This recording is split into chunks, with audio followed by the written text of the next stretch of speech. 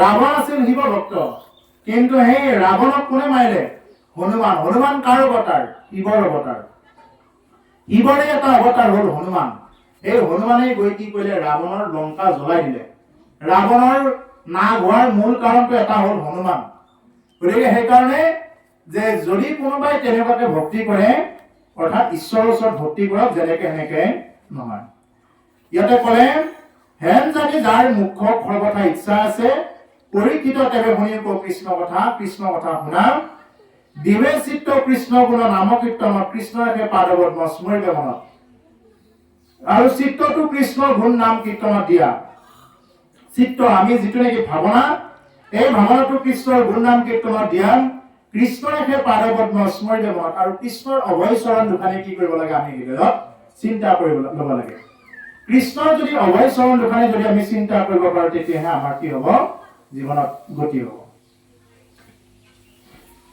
নাৰায়ণ স্মৰণে পৰম মংগল, এই মানে জীৱনৰ জন্মৰ সাফল। অন্তকালে হৰি স্মৰে যিটো ভাগ্যৱন্ত,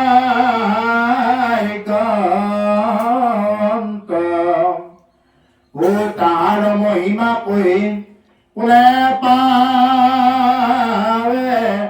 অন্ত।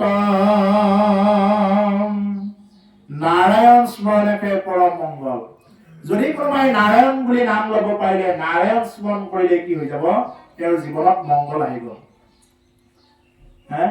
এই অজামিলে কি নাম ল'লে? নাৰায়ণ নাম ল'লে। নাৰায়ণ নাম লৈ কি কৰিলে? অজামিলে কি পালে? গতি পালে। নাৰায়ণ বুলি কাক মাতিছিল? পুতেককহে মাতিছিল তাকো নাৰায়ণ বুলি। নাৰায়ণ বুলি পুতেকক মাতোতেও কি কৰিলে? সেইজন ভগৱন্ত পুৰুষে কি কৰিলে? তেওঁক গতি দিলে নাৰায়ণ বুলি কোৱাৰ কাৰণে।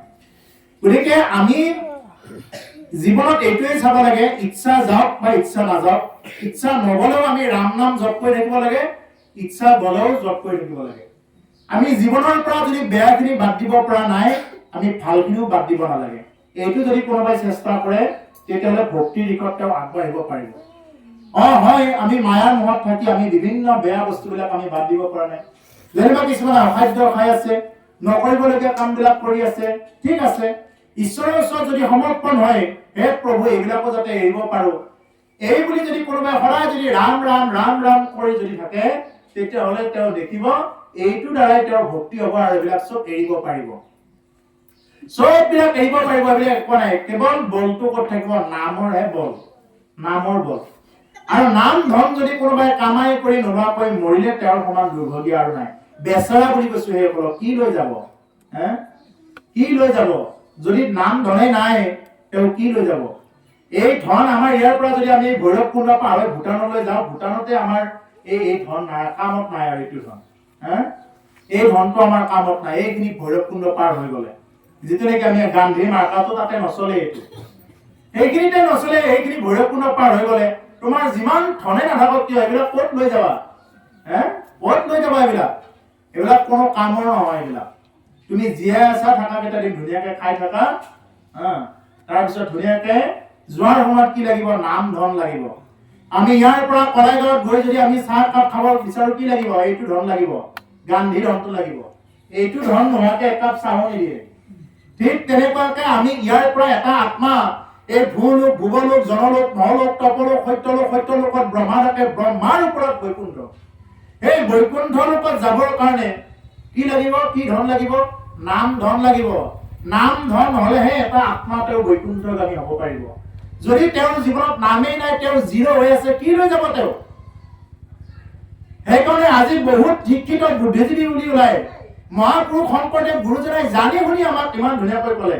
ইচ্ছা কৰিলে তেওঁ বেছি নালাগে, এইখিনি পশ্চিমবংগত যদি থাকিল হয়, আজি শংকৰদেৱ আজি গোটেই জগতত আজি বিদিত হৈ থাকিলে হয়। আজি অসমত জন্মাৰ কাৰণে, অসমত থাকিল কাৰণে, ইমান ভাল পালে অসমক, অসমতেই তেওঁ থাকি গোটেইবিলাক কৰাৰ কাৰণত আজি অসমত কি নাই? আজি শংকৰ গুৰুকে চিনি নাপায়। শংকৰদেৱেহে কৈছে বুলি কৈ দিয়ে, শংকৰী গীতাহে এনেকে কৈ দিয়ে। কিন্তু আজি ধৰ্মৰ ওপৰত কোনোবা যেনিবা কৈছে, বোলে মাৰ্ক্সে কৈছে, পঢ়াবিলাকে বুজিব, কাৰ্ল মাৰ্ক্সে কৈছে ধৰ্মৰ ওপৰত এনেকুৱা এটা সংজ্ঞা, বা ধৰ্মৰ ওপৰত মাৰ্ক্সে কৈছে, বোলে লেনিনে কৈছে, ষ্টেলিনে কৈছে, বা ধৰ্মৰ ওপৰত এনেকুৱা এটা সংজ্ঞা দিছে। আজিকালি যিয়ে লজিক ফিলচফি পঢ়িছে তেওঁলোকে বুজি পাব। তাত ধৰ্মৰ ওপৰত এনেকুৱা দীঘল এটা সংজ্ঞা, কিন্তু কোনো এটা সংজ্ঞাত শংকৰদেৱৰ এটা সংজ্ঞা দিয়া নাই। বোলে ভগৱান কৃষ্ণ এনেকে কৈছে অৰ্জুনক, ধৰ্মৰ ওপৰত সংজ্ঞা নাই। এই যে হল পশ্চিমীয়া সভ্যতা। আমি নিজৰটোক বিশ্বাস নকৰো, আমি আনৰখিনিক বিশ্বাস কৰো। শংকৰ মাধৱে ইমান ধুনীয়াকৈ ক'লে যে ৰাম বোলা কৃষ্ণ বোলা ইমান ধুনীয়াকৈ দি দিলে, তথাপি আমি শংকৰ মাধৱৰ কথা বিশ্বাস নকৰো ধৰ্মৰ ওপৰত। কৃষ্ণ অৰ্জুনক ইমানবিলাক ক'লে, আমাৰ ভাৰততে জন্মগ্ৰহণ কৰি ইমান ধুনীয়াকৈ গোটেইবিলাক দেখুৱাই গ'ল। আজিও আছে বৃন্দাবনত গোটেই বস্তু, কি নাই, তথাপি আমি কৃষ্ণহে কৈছে বুলি লয়। আৰু যদি কোনোবাই যদি ধৰ্মৰ ওপৰত যদি কোনোবাই মাৰ্ক্সে, লেনিনে, ষ্টেলিনে, এনেকুৱা যদি কোনোবা আমেৰিকান বা কোনোবা পশ্চিমীয়া সভ্যতাৰ যদি কোনোবাই কৈছে ধৰ্মৰ ওপৰত, কি জানে তেওঁলোকে ধৰ্মৰ কথা আমাতকৈ ধৰ্মৰ ওপৰত কি জানে তেওঁলোকে? গতিকে সেইকাৰণে ধৰ্মৰ কথা আমাৰ ভাৰতৰ মানুহে যিমান জানে, বাহিৰৰ মানুহে ইমান নাজানে। কিন্তু আমি বাহিৰৰ খিনি খুব ভাল বুলি লওঁ, আমি নিজৰ দেশৰ খিনিক নলওঁ। সেইকাৰণে ৰসৰাজ লক্ষ্মীনাথ বেজবৰুৱাই কৈছে, ও গুৰু লাগে মই শিক্ষিত বিশ্বম, জগতক জাননী দিলো, ও জগতৰ গুৰু শ্ৰী শংকৰ ঘৰতে অন্ধলাই নেদেখিলো হে, গুৰু শংকৰ প্ৰেম প্ৰেম বুলি জগতেই ঘূৰিলো, ঘৰতে আছিলে প্ৰেম, ধনে ধনে কৰি ঢাপলি মেলিলো, ইয়াতে পৰমে ধনে হে, গুৰু শংকৰ গুৰু লাগে মোক শিক্ষিত শিষ্য, জগতক জাননী দি ফুৰিছো। বোলে মই বহুত শিক্ষিত, কোৱালিফাইড, মোক কি লাগে? গুৰু লাগে। গুৰু ইফালে বিচাৰি পোৱা নাই, বহুত এতিয়া মৰিয়ে গ'ল, বহুত গুৰু বিচাৰি নোপোৱাকে মৰিয়ে গ'ল। শংকৰ মাধৱৰ নিচিনা গুৰু থকাৰ পিছত গুৰু বিচাৰি পোৱা নাই। গুৰু লাগে মোক শিক্ষিত শিষ্য, জগতক জাননী দিছো। চবেই জানে গুৰু যে লাগে, কোনে নাজানে? নজনা কোন আছে? চবেই জানে, কিন্তু আমি এইটো মানিব নোৱাৰো। ধৰ্ম কি আমি কোনে নাজানো? আজিৰ দৰে বাক্যানুষ্ঠান পাতিব নালাগে। ধৰ্ম কি ইয়াৰ সৰুৰ পৰা ডাঙৰলৈকে ধৰ্ম কি অধৰ্ম কি আমি সকলোৱে জানো, কিন্তু আমি মানিব নোৱাৰো। এই হল দুৰ্যোধন চৰিত্ৰ। ও ধৰ্মক জানো মই, তথাপি প্ৰবৃত্তি নাই, অধৰ্মত নিবৃত্তি নহয়। ধৰ্ম জানো, কিন্তু পাবলৈ ইচ্ছা নাই। হয়নে? আমি ধৰ্ম চবেই জানো। আমি যে আন মানুহক যে আঘাত দিব নালাগে, আনক যে আমি বেয়াকৈ কিবা কৰিব নালাগে, আনৰ মাটি ঠেলিব নালাগে, ধৰ্ম কেনেকে কৰিব লাগে, ভাগৱত অনুষ্ঠানত আহিলে কেনেকে বহি থাকিব লাগে, আমি চবেই জানো, কিন্তু আমি মানিব নোৱাৰো। ভকত হলে যে আমি ধুনীয়াকে যে আমি নীতি নিয়মত থাকিব লাগে, আমি যে জীৱ হত্যাবিলাক বাদ দিব লাগে, ৰাতিপুৱা গধূলি উঠি যে গুৰু সেৱা কৰিব লাগে, কোনে নাজানে? চবেই জানে, কিন্তু আমি মানিব নোৱাৰো। এইটো হ'ল দুৰ্যোধন চৰিত্ৰ। গতিকে দুৰ্যোধনক কৈছে, ভগৱান কৃষ্ণ কৈছে, হে দুৰ্যোধন, তুমিতো জানা এই 5জন পাণ্ডৱে মাত্ৰ 5খন গাঁও বুজিছে। 5খন গাঁও দিলেই মহাভাৰতৰ যুদ্ধ আৰু নহয়। এই দুৰ্যোধন, তুমি যে 5খন গাঁও নিদিয়া। দুৰ্যোধনে কৈছে, মই বেজীৰ আগত উঠা মাটি যিখিনি উঠে, সেইখিনি মাটিও নিদিওঁ মই বিনা যুদ্ধে। বেজীৰ আগত যিমানখিনি মাটি উঠে, ইমানখিনি মাটিও মই নিদিওঁ, কৰ কি কৰা।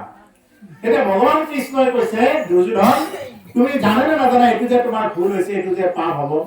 দুৰ্যোধনে কৈছে, মই জানো, কিন্তু তথাপি মই এৰি নিদিওঁ। এই হল দুৰ্যোধন চৰিত্ৰ। এতিয়া আমিও জানো ধৰ্ম কোনটো কয়, আমি চবেই জানো। ইয়াত ব্যাখ্যা অনুষ্ঠান নাপাতিলেও হয়, কিন্তু আমি মানিব নোৱাৰো। বহুত ভাগৱত ফালে চিনি পাইছে, মানিব নোৱাৰো। ইয়াৰ পৰা আমাৰ তৰাৰ উপায়টো চিন্তা নকৰো। তাৰ মানে হল তৰণৰ উপায়টো আমি চিন্তা নকৰো। গতিকে সেইকাৰণে ইয়াতকৈ আমাতকৈ আৰু দুৰ্ভাগ্য আৰু কোন আছে? এতিয়া মৰা দেখা পাইছো। আমাৰ বোলে সেই কিছুমান বোলে গৰ্ভতে মৰিল, জন্ম পাবই নাপালে। কিছুমান বোলে জন্মেই মৰিল। কিছুমান বোলে গাড়ী চলাই যাই আছিল, ভিতৰতে মৰি থাকিলে, ওলাবই নাপালে গাড়ীৰ পৰা। কিছুমান দেখা পালো প্লেনত গৈ আছে, তাৰ পৰা মানে ভালকে নামিবই নাপালে, আধাতে তাতে চিটা হলে আধাতে। ইমানলৈও দেখা পালো, কিছুমান দেখা পালো ৰাতি ঘুমাই থাকোতেও মৰে। ইমানখিনি দেখা পোৱাৰ পিছতো আমি এনেকুৱাকে ভাবো যেন আমি নমৰাপুৰীৰ পৰা আহিছো, আজি ভক্তি নকৰো, আমি পিছত কৰিম দে, যেন আমি কোনোদিন নমৰো। যেনেদৰে মানে কাটিবলৈ অনা ছাগলী বিলাকে যেনেকুৱাকে সিহঁতৰে কুটুম্বক কাটি দগা পাল্লাত জুপি দি থাকে, আৰু ওচৰতে সিহঁতক গছৰ পাত দি ৰাখে, এটা এটাকৈ গছৰ পাত খাই আছে সিহঁতে বিন্দাস, যেন সিহঁতৰ নমৰিব, সিহঁতৰ লোকটোহে মৰিছে, যেন সিহঁতে নমৰিব। ইয়াতে মাংস শেষ হোৱাৰ লগে লগে অৰ্ডাৰ অহাৰ লগে লগে কাটি দিব, তথাপি চেতনা নাই, বা পলাই যাওঁ, পলাবৰ কাৰণে বা অকণমান চেষ্টা কৰো, এইটোও নাই সিহঁতৰ। এই হ'ল ছাগলীৰ জীৱন। কাটিব অনা ব্ৰইলাৰ বিলাকক চাব, দৌৰিব নোৱাৰে কাৰণে সিহঁতক প্ৰায় এৰিয়ে দি থৈ দিয়ে, কেইটামান দানা দি থৈ। লক্ষ্য কৰি থাকিবচোন এইবিলাক কথা। বা সিহঁতে অলপমান পলাই বা কৰবাত মূৰটো গুজি হলেও অকণমান মালিকে দেখা নোপোৱাকে থাকো, এইটো নাই। ক'ত থাকে একদম তাতে ধুনীয়াকে দানা খাই নাচি বাগি থাকে, আৰু লাগা হোৱাৰ লগে লগে এটা আনিব মাৰি দিব, যেন ব্ৰইলাৰটো কোনোদিন নমৰে। আৰু আমাৰো চিন্তাটো কি, যেন আমি কোনোদিন নমৰো, কেৱল টকা টকা, কেৱল ঘৰ বান্ধিব লাগে, কেৱল কিবা কিবি কৰিব লাগে, কেৱল পাৰ্থিৱ বস্তুক লৈ ইমান আশে, ইমান চিন্তা, যি চিন্তা মনুষ্য জুৰি পাই যদি ভক্তি নকৰে, এইবিলাক চব এইবিলাক কাম নাই, একেবাৰে কাম নাই। কি হৈ আছে? গতিকে সেইকাৰণে এই জন্মত যদি ভক্তি কৰিব নোৱাৰো প্ৰভুসকল, আৰু ইয়াৰ পিছত আৰু এনেকে যে পাম, এইবিলাক আশা চব আমি বাদে দিব লাগে। সেইকাৰণে কি, হেন জানি যাৰ মুখ্য ইচ্ছা আছে সৰ্বথা, পৰীক্ষিত তেওঁ শুনা কৃষ্ণ কথা, দিবে চিত্ত কৃষ্ণ গুণ নাম কীৰ্তনত, কৃষ্ণেহে পাদৰ স্মৰিব মনত, নাৰায়ণ স্মৰণে পৰম মংগল। এই মানে জীৱৰ জন্ম সফল, নাৰায়ণ নাম স্মৰণ কৰাৰ লগে লগে জীৱৰ জন্মটো সফল হব। আৰু ইয়াত এটা কলে অন্তকালে হৰিস্মৰি, হৰিস্মৰে যিটো ভাগ্যৱন্ত, তাহাৰ মহিমা কহি কোনে পাৱে অন্ত। যিয়ে নেকি অন্তকালত মৰাৰ সময়ত এবাৰ যদি কোনোবাই ৰাম ৰাম বুলি যদি মৰিব পাৰে, ইয়াৰ সমান কথা কৈ কোনে অন্ত পায় বুলি কৈছে। তেওঁ বহুত পুণ্যৱান, যদি মৰাৰ সময়ত কোনোবাই ৰাম কৃষ্ণ নাৰায়ণ এনেকে কৈ যদি মৰিব পাৰিছে, এইটো বহুত ভাগ্যৱান। কিন্তু আমাৰ মানুহবিলাকে প্ৰায় কেনেকে মৰে চিন্তা কৰিব, গৰু কেতিয়াবা কাৰ হয়, কোনে লয়, ছাগলী কেতিয়াবা কি হয়।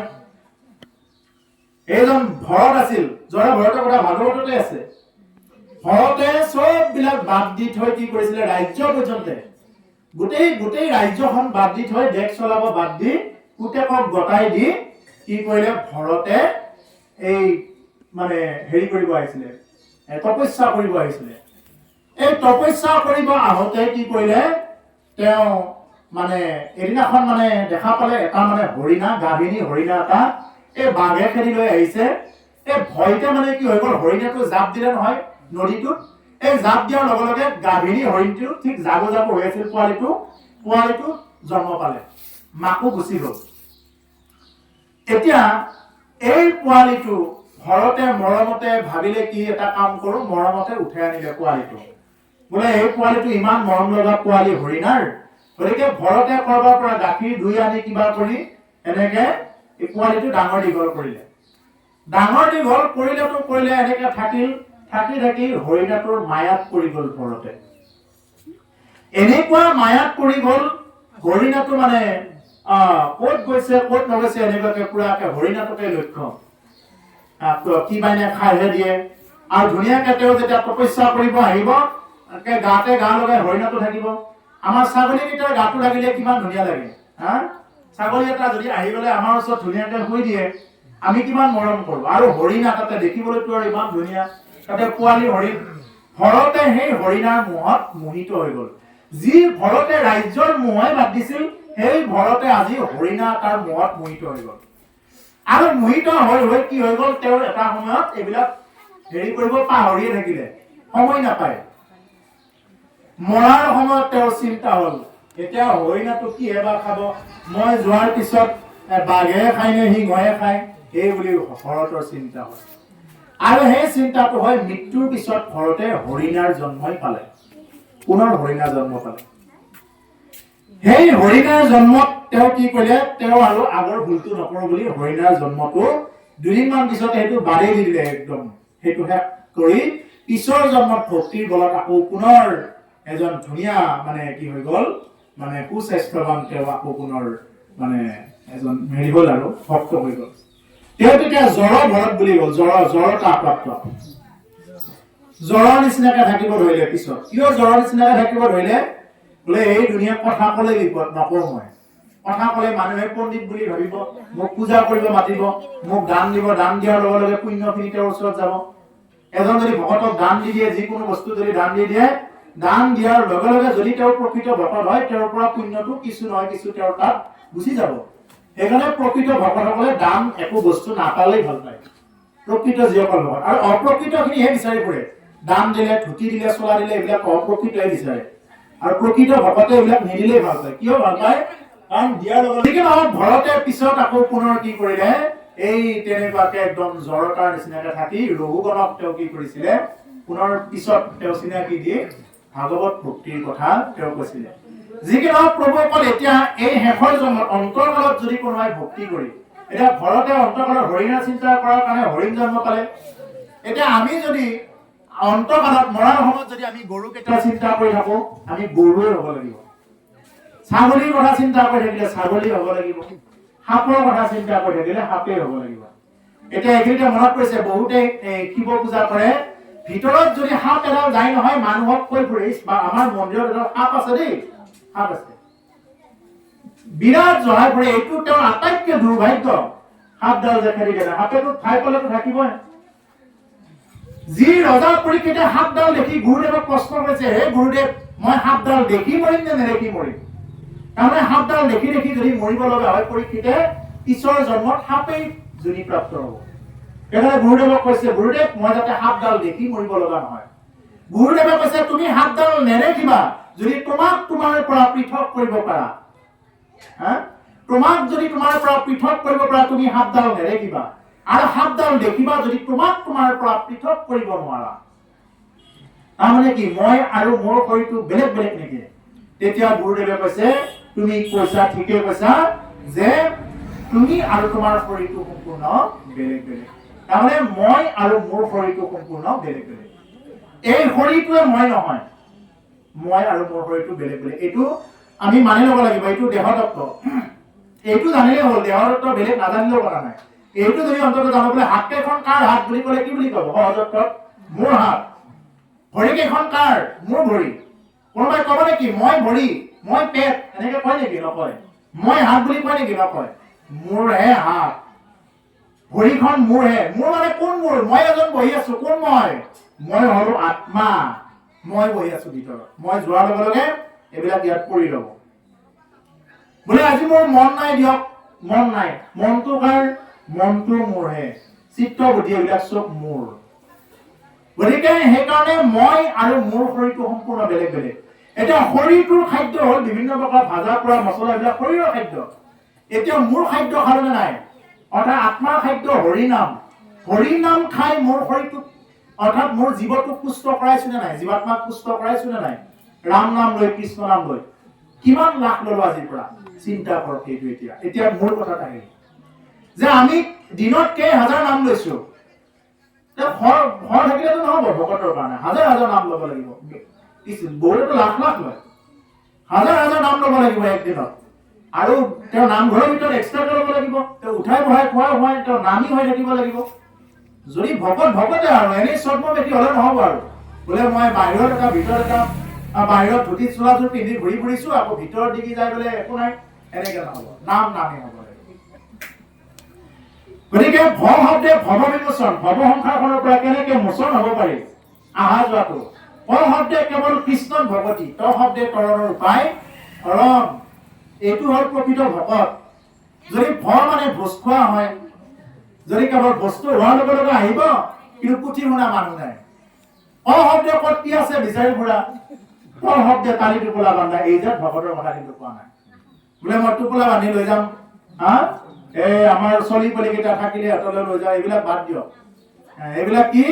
এইবিলাক চব মায়া, এইবিলাক কাম নাই। আচল প্ৰসাদটো ইয়াত যিখিনি ওলাই আছে, এইখিনিহে প্ৰসাদ। আৰু এই জীৱনততো বহুত চাহ খালা, কিমান চাহ খালা, আজি অন্তত চাহখিনি নোখোৱাকে থাকা।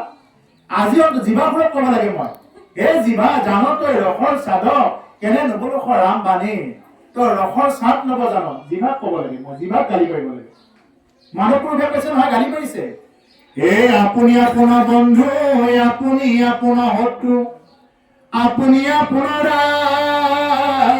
ৰাখে মাৰে ও হৰি কণ ভজি নৰে আপুনি হয় নষ্ট হৰি ভজি আপোনাৰ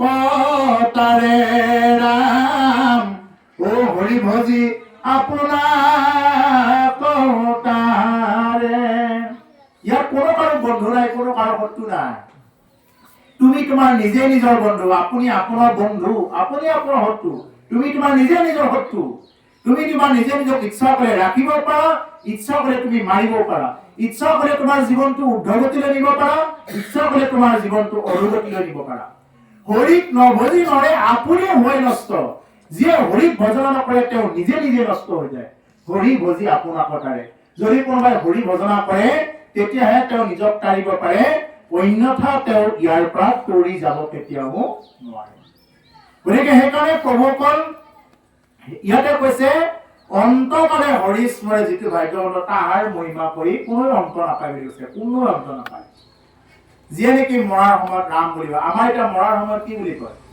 কিবা খাইবা হলে এনেকে ক'ব আৰু চিনাকি পৰ্ব চলে তেতিয়া মোক চিনি পাইছা মই কোন হয় মই এই অমুকৰ পৰা আহিছো মই খুৰী মই বৌৱেৰে বিভিন্ন প্ৰকাৰৰ চিনাকি পৰ্ব হয় আৰে তোমালোকক চিনি পালো তোমালোকে কলেজত লগ পাই এটা চাহ নোখোৱালা আজিলে তোমালোকে মানুহ বুলি নাভাবা ইমান দিনা বেমাৰত পৰি থাকিলে এটা চিকিৎসা কৰিব পইচা দিব খবৰ নাই এটা মৰিব আৰু এক দুদিন পিছত বা এক ঘণ্টা দুই ঘণ্টা পিছত মৰিব চিনাকি দিব আহিব মই কোন চিনি পাইছা মই কোন হয় মই অমুকি মই অমুকা এইটো চিনাকি পৰ্ব যে চিনাকি পৰ্ব হৈ গ'ল যেতিয়া মূৰটো নলৰালেও উপায় নাই লৰাই দিব লাগিব তেওঁ লৰাই দিয়াৰ লগে লগে কিবা চুলতুল খাইবা হলে এইবুলি চুলতুল দিব আহিব তেতিয়া কি কৰিব কিবা একদম জীৱ জন্তু হত্যা কৰি তাৰ পৰা চুলতুল আনি খুৱাই দিব মোৰ পৰা কিহৰ পৰা চব খুৱাব ডিঙিটোৰে কিবাকে উশাহ নিশাহ লৈ আছে নাকেদি বন্ধই হৈ আছে কাৰণ প্ৰাণৰ প্ৰয়াণৰ সময়ত কফ বাত পিত্ত তিনিটাই ধৰে নহয় এক নাই কফে ধৰিব এক নাই বাত বিষ হ'ব এক নাই পিত্তৰ বেমাৰ হ'ব এই তিনিটাৰ কাৰণত মানুহ মৰিব যদি বুঢ়া হয় তেওঁ মৰে আৰু এই তিনিটাৰ যিকোনো এটা কাৰণত তেওঁ মৰিবই গতিকে সেইকাৰণে সেই সময়খিনিত যিহেতু নাকটো বন্ধই হৈ আছে কিবাকে মুখখনেৰে কিবাকে উশাহ নিশাহ লৈ আছে মৰিব আৰু কিছু সময় পিছত যে নেকি তাতে আহি চুল তুল বিলাক দি দিলে লগে লগে ডিঙিটো সোপা লাগি গলে ঘৰ ঘূৰাই থাকি কিছু সময় পিছত মৰি গ'ল আকৌ মানুহৰ আগত সমাজ আগত কি বুলি কৈ ফুৰে মোৰ ভাগ্যই ভালে আই আমাৰ পিতাই মোলে ৰৈ আছিল আৰু এই বুলি ক'ব আহে আমাৰ পিতাই মোলে ৰৈ আছিল ময়ো পানী দিছো আমাৰ পিতাও মৰিল আৰু ময়ো পানী দিছো আমাৰ আয়ে মানে মৰিল আৰু আয়ে মোলে ৰৈ আছিল তোমালে ৰৈ থকা নাছিলে আয়ে কি কৰিছিলে ঠিকে আছিলে কিন্তু তুমি যেতিয়া নেকি ওপৰা ঝপৰাকে বস্তুবিলাক দি দিলা এতিয়া আইটো আৰু উহা ল'ব নোৱাৰা হৈ গ'ল তেওঁ নামো ল'ব নোৱাৰিলে সেইকাৰণে মৰণতা জনক দেহি বোলে হবে ৰাম বোলা হেৰ নামো এটি খনালা মৰাৰ সময়ত আমি কি কৰিব লাগে সেইজনৰ ওচৰত যাই আমি ৰাম বুলিব দিব লাগে কৃষ্ণ বুলিব দিব লাগে হে আই এবাৰ কৃষ্ণ বোলা ৰাম বোলা যদি তেওঁ নিজৰ মুখেৰে উচ্চাৰণ কৰিব নোৱাৰে আমি কি কৰিব লাগে তেওঁৰ ওচৰত গৈ তেওঁৰ গাত ধৰি বা বিচনাখনত ধৰি হলেও কৃষ্ণ ৰাম নাম জপ কৰিব লাগে তেতিয়াহে তেওঁৰ গতি হ'ব অন্যথা তেওঁৰ গতি নহ'ব কিন্তু আমি কি ভুল কৰো আমি আৰু ৰাম নাম কৃষ্ণ নাম তেওঁকো ল'ব নিদিওঁ আমি নিজেও নলওঁ ৰাম নাম নোলোৱাকে কৃষ্ণ নাম নোলোৱাকে তেওঁ গতি নাপাব এবাৰ এজন পাপীয়ে কি কৰিছিল ভক্তি কৰিছিলে গোটেই জীৱনটো পাপ কৰিলে একবাৰ মাত্ৰ ধুনীয়াকে ৰাম বুলি কৈছে যেতিয়া নেকি জমে মানে তেওঁৰ আত্মাটো লৈ গ'ল জমৰ ওচৰত মানে তেওঁ এটা কথা ক'লে ঠিকে আছে মই বাৰু পাপীয়ে হয় কিন্তু মই যে একবাৰ যে নাম ললো ৰাম নাম একবাৰটো কি হ'ব এতিয়া একবাৰ নাম ললে কি হয় জমৰ লাগি গ'ল হাহাকাৰ একবাৰ ৰাম নাম ললে কি হৈ যায় জমেও তাৰমানে এই কথাটো আজিলে বিবেচনাই কৰা নাই জমে এই কথাটো যাই ব্ৰহ্মাক ক'লে বোলে গোৰাচৰণী ব্ৰহ্মাৰ ওচৰত যাওঁ ব্ৰহ্মাই সৃষ্টি কৰে ব্ৰহ্মাই ক'লে এই বিষয়ত মই নাজানো আমি এই শিৱৰ ওচৰত যাওঁ শিৱৰ ওচৰত গৈ জমে আৰু ভাৰ বান্ধি লৈ গৈছে আত্মাটো শিৱৰ ওচৰত গৈছে শিৱই কৈছে বোলে এইটো ময়ো নকওঁ, এতিয়া এইটো নাম জপ কৰিলে বা কি হয়, ময়ো নাম জপহে কৰি থাকো। কাৰণ শিৱই অনবৰত ৰাম নামে জপ কৰি থাকে। যাৰ নাম তেওঁৰ ওচৰতে গুচি যাব বুলি বৈকুণ্ঠলৈ গুচি গ'ল।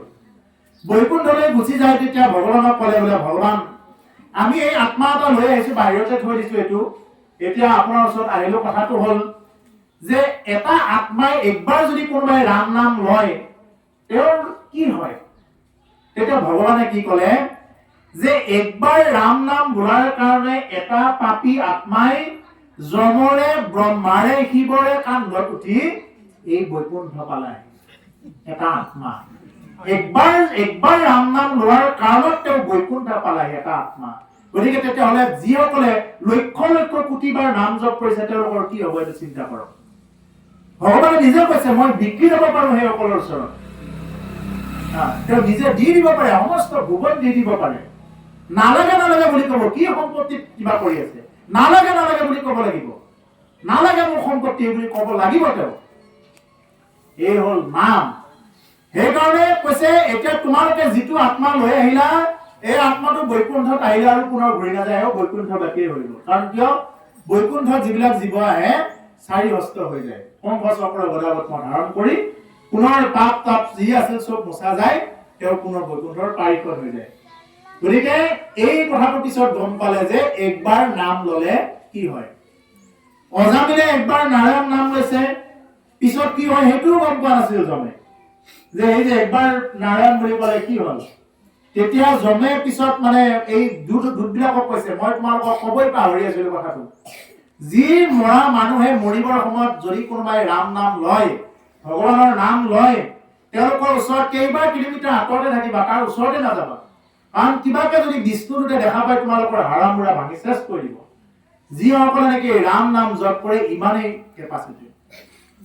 সেইকাৰণে জীয়াই থাকোঁতে ৰাম নাম কৃষ্ণ নাম জপ কৰা, ঈশ্বৰৰ ওচৰত প্ৰাৰ্থনা কৰা যে হে ভগৱান যাতে তোমাৰ দৰ্শন হয়, জীয়াই থকা অৱস্থাত যাতে মৃত্যুৰ আগমুহূৰ্তত হ'লেও তোমাৰ যাতে স্বৰূপটো দৰ্শন হয়, এইবুলি ভগৱানৰ ওচৰত প্ৰাৰ্থনা কৰিব লাগে। আৰু এই প্ৰাৰ্থনা ভগৱানে এদিন নহয় এদিন এইটো কি কৰিব, মঞ্জুৰ কৰিব। দেৰি হৈছে নেকি পূৰ্বকল? ৰজা পৰীক্ষিতে কেনেকে ভাগৱত শুনিলে? 7 দিন 7 ৰাতি ভাগৱত শুনিলে, এটুপি পানীও নোখোৱাকৈ। যি ৰজা পৰীক্ষিতে অকণমান পানী বিচাৰি নাপাই সমীপ মুনি ডিঙিত মৰা সৰ্প আহি দিছিলে, দিছিলে নাই? অকণমান পানী বিচাৰি নাপাই সমীপ মুনি ডিঙিত মৰা সৰ্প আহি দিছিলে। আৰু সেইজন ৰজা পৰীক্ষিতে ভাগৱত শুনিলে 7 দিন 7 ৰাতি এটুপি পানীও নোখোৱাকৈ। আৰু আমি 2 ঘণ্টা 3 ঘণ্টা শুনিলে নাই, আমাৰ চাহ খাওঁ নে পানী খাওঁ লাগি থাকে। আৰু খায়ো। সেইকাৰণে যে ভাগৱতে যে ক্ৰিয়া নকৰে, আমাৰ বহুত ভাগৱত অনুষ্ঠানত কি হৈ যায়, ভাগৱতৰ মাজত চাহ দিয়াৰ লগে লগে পৰিৱেশটো গ'ল আৰু সেইটো পৰিৱেশ আৰু নাহে আৰু। চাহ খোৱাৰ লগে লগে আমাৰ ইন্দ্ৰিয়বিলাক বহিৰ্মুখী হৈ গ'ল। গতিকে সেইকাৰণে ৰজা পৰীক্ষিতে অকণমান পানীৰ কাৰণে সমীপ মুনি ডিঙিত মৰা সাপ আহি দি অভিশাপ হ'ব লগা হ'ল। আৰু সেইজন ৰজা পৰীক্ষিতে পানী নোখোৱাকৈ ভাগৱত শুনিলে, যাৰ কাৰণে গতি পালে। আৰু আমি ভাগৱত শুনো, আমি কেনেকে আমি একদম মানে চাহৰ পৰা তামোলৰ পৰা বিভিন্ন প্ৰকাৰৰ জুতি লৈ লৈ খাই থাকোঁতে আমাৰ কি হৈ যায়, ভাগৱতৰ এই কথাই মানে আমাক ৰস নিদিয়ে। আৰু আমাৰ কি হৈ যায়, ইন্দ্ৰিয়বিলাক বহিৰ্মুখী হৈ যায়। সেইকাৰণে ভাগৱতৰ মাজত আমি 2 ঘণ্টা 1 ঘণ্টা যিয়ে নুশুনো কিয়, আমি একো খাব নালাগে। বাহিৰত গৈ যদি নাখালে নহয়, বাহিৰত গৈ খাব লাগে। হে ৰাম যিটো ব্ৰহ্মময় দেখে জগত নিখিলাম, যত পাপ পুণ্য সমস্ত নিবৰ্তিল, হৰিৰ কথাত তাৰ ৰতিয়া বিশ্ৰাম, সদায় মুখতনে ৰয় ৰাম কৃষ্ণ নাম। যিটো ব্ৰহ্মময় দেখে জগত নিখিল, যিয়ে নেকি এই গোটেই নিখিল জগতখন ব্ৰহ্মময় দেখা পায়। ব্ৰহ্মময় দেখা পাব লাগিব গোটেই জগতখনক, চবতে ব্ৰহ্ম আছে। কণ কণত কি হৈ আছে, তেওঁৱে ব্যক্ত হৈ আছে। চব ঘটতেই তেওঁৱে ব্যক্ত হৈ আছে। এজনে ঈশ্বৰ আছে, এই বুলি আমি কি কৰিব লাগিব, ল'ব লাগিব। ব্ৰহ্মময় দেখা এইটোকেই কৈছে, ব্ৰহ্মময়, সমস্ততে ব্ৰহ্ম আছে।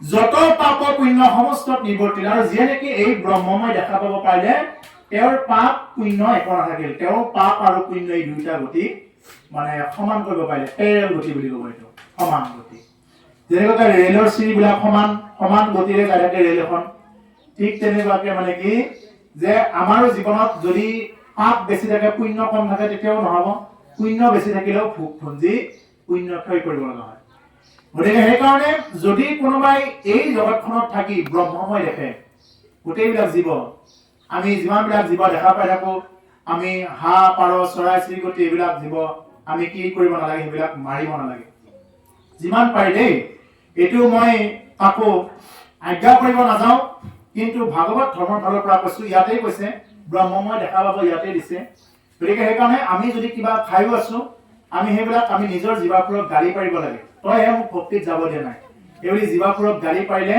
নিজে নিজে জীৱাবোৰে সেইটো মানি ল'বলৈ বাধ্য হ'ব তই কিমান খাই আছা কোনোবা দিনা ইচ্ছা কৰাইছে এতিয়া বহুত মানুহ খাই খাই বুঢ়া হৈ গ'ল দাঁত চাত ফুলি কি গ'ল মৰাৰ আগদিনালৈ কাৰোবাৰ ইচ্ছা পলাই নপলাই কোনে কৰি থাকে এইটো মায়াই কৰি থাকে ইচ্ছা পলোৱা নাই মানে কি যদি ইচ্ছা পলাই যায় এইটো ঠিকে আছে বোলে আৰু এসপ্তাহ খালে ইচ্ছা পলাব বোলে আৰু 5 বছৰ এটা খালে ইচ্ছা পলাব এইটো ইচ্ছা পলোৱা নাই কিয় পলোৱা নাই ইচ্ছাটো কোনে কৰি আছে এইটো শত্ৰু কোন ইন্দ্ৰিয়বিলাক শত্ৰু ৰিপু শত্ৰু এই শত্ৰুক আমি গালি পাৰিব লাগে আৰু ইয়াৰ মাজতে আছে বোলে মই নাখাওঁ কিন্তু আমাৰ আলহী আহিছে আলহীকে খুৱাইছো মইতো খোৱা নাই আকৌ এইটো আছে দেই আমি আলহীকে খুৱাইছো মইতো খোৱা নাই আলহীজন আহিছে আকৌ নানিলে কেনেকে থাকো এইটো কিন্তু নহয় আমাৰ শাস্ত্ৰই কৈছে অতিথি দেৱ ভৱ অতিথি ৰাক্ষস ভৱ নহয় ৰাক্ষসৰ নিচিনা অতিথি আমাৰ ভৱ হ'ব নোৱাৰে স্বাগতমৰ যোগ্য হ'ব নোৱাৰে আমাৰ কোন যি অতিথি দেৱতাৰ তুল্য অতিথি সেইটো আমাৰ কাৰণে সন্মানৰ যোগ্য তেওঁ আমি ভৰি ধোৱা পানী কিনো খাওঁ আৰু যদি আহিবলৈ এইটো দিয়ক কৈ থাকে আমি তেওঁৰ লগত যেনেদৰে এজন অপৰাধী যদি কোনোবা এজন অপৰাধী বিৰাট মাফিয়া এজন যদি কেনেবাকৈ কাৰোবাৰ ঘৰত থাকিল যেনিবা কিবা কাৰণত ধৰা পৰিল তেওঁ আৰ্মি পুলিচৰ হাতত ধৰা পৰিল তেওঁ কি কৰিব ইনভেষ্টিগেশ্যন চলালে কেনেকে চলাব ৰাতি কাৰ ঘৰত আছিলে কাৰ মোবাইলৰ পৰা কথা পাতিছে কাৰ বাইকত ঘূৰিছিল কোন এখন গাড়ী চলাইছিল সব বিলাক নিদিবনে নিদিয়ে সব বিলাক থানাত লৈ যাব সোধ কৰিব ঠিক তেনেকুৱা কথা বোলে মই খোৱা নাই নহয় আমাৰ আলহীক খুৱাবৰ কাৰণে আমাৰ ল'ৰাটোক আনিব দিছিলোহে মই পইচাটো তুমি পইচা দিয়া মানে তুমি ফচিলা বোলে মই ৰান্ধি দিছো কিন্তু মই খোৱা নাই নহয় নাই তুমি ফচিলা খোৱা মানে ফচিলা তুমি বোলে মই পইচা দিছো ফচিলা যেনেকুৱাকে মাৰাজন ফচিলে জীৱ হত্যা কৰাজন যিয়ে নেকি জীৱ হত্যা কৰিবৰ কাৰণে যিয়ে উদ্বনি দিলে বোলে মাৰা এই আমাৰ বাটতে মাৰি থাকে একো নাই যিয়ে ক'লে যিয়ে মাৰিলে যিয়ে কাটিলে যিয়ে খালে বাচন ধুলে সব বিলাক ফচি গ'ল এই 6-7 জন মান এনেকে ফচি যায় সেইকাৰণে বোলে মই নাখাওঁ একো মই বোলে মাছ মাংস নাখাওঁ কিন্তু মই আলহীক আনিছো নহয় আলহীক মই যেনেকে খাইছো এনেকেই খাব লাগিব আলহীক ভাল লগাব লগাত নাই দেৱতাৰ তুল্য অতিথি হওক আমি তেওঁলোকক পনীৰ আনি খুৱাম কাঠফুলা আনি খুৱাম বিভিন্ন প্ৰকাৰৰ বস্তু আছে বিভিন্ন প্ৰকাৰৰ বস্তু খুৱাব পৰা আজি বহুত আছে কিন্তু আমি যদি বোলে মই নাখাওঁ আমাৰ তেওঁক আনিব দিছো আমাৰ ল'ৰাটোক বনাটো দি পঠাইছো পইচা কেইটা তুমি দিলা নহয় তুমি পইচা কেইটা দিয়াৰ কাৰণেহে দোকানীজনে ব্ৰইলাৰটো মাৰি দিলে নহ'লেতো তেওঁ নামাৰিলে হয় গতিকে ফচিলা তুমি গতিকে সেইকাৰণে বোলে মই নাখাওঁ আমাৰ পৰিয়ালে খায় বোলে আমাৰ ল'ৰাকেইটাই খায় মই নাখাওঁ ল'ৰাকেইটাক ইনকাম কৰি খাব দিয়া যদি খাই বাহিৰত খাওঁ সিহঁতে ক'ত খাই থাকক পাকঘৰৰ বাহিৰত পাকঘৰৰ ভিতৰত সোমোৱাৰ ব্যৱস্থা নাই পাকঘৰৰ বাহিৰত খাওক পাকঘৰৰ বাহিৰত সিহঁতে যদি খায় তেনেকুৱাকে নিজে ইনকাম কৰি খাওক কি খায় কিন্তু নিজে সেইবিলাক বস্তুত সহযোগ কৰিব নালাগে যিমান পাৰি তাৰ পৰা সেভ হৈ থকাটোৱে ভাল যিমান পাৰি সেভ হৈ থাকিলে তাৰ পৰা ভক্তিটো আৰু বেছি বৃদ্ধি হ'ব নহ'লে নহ'ব হৰিৰ কথাত তাৰ ৰতি অবিশ্ৰাম সদায় মুখত নেৰে ৰাম কৃষ্ণ নাম গতিকে হৰিৰ কথাত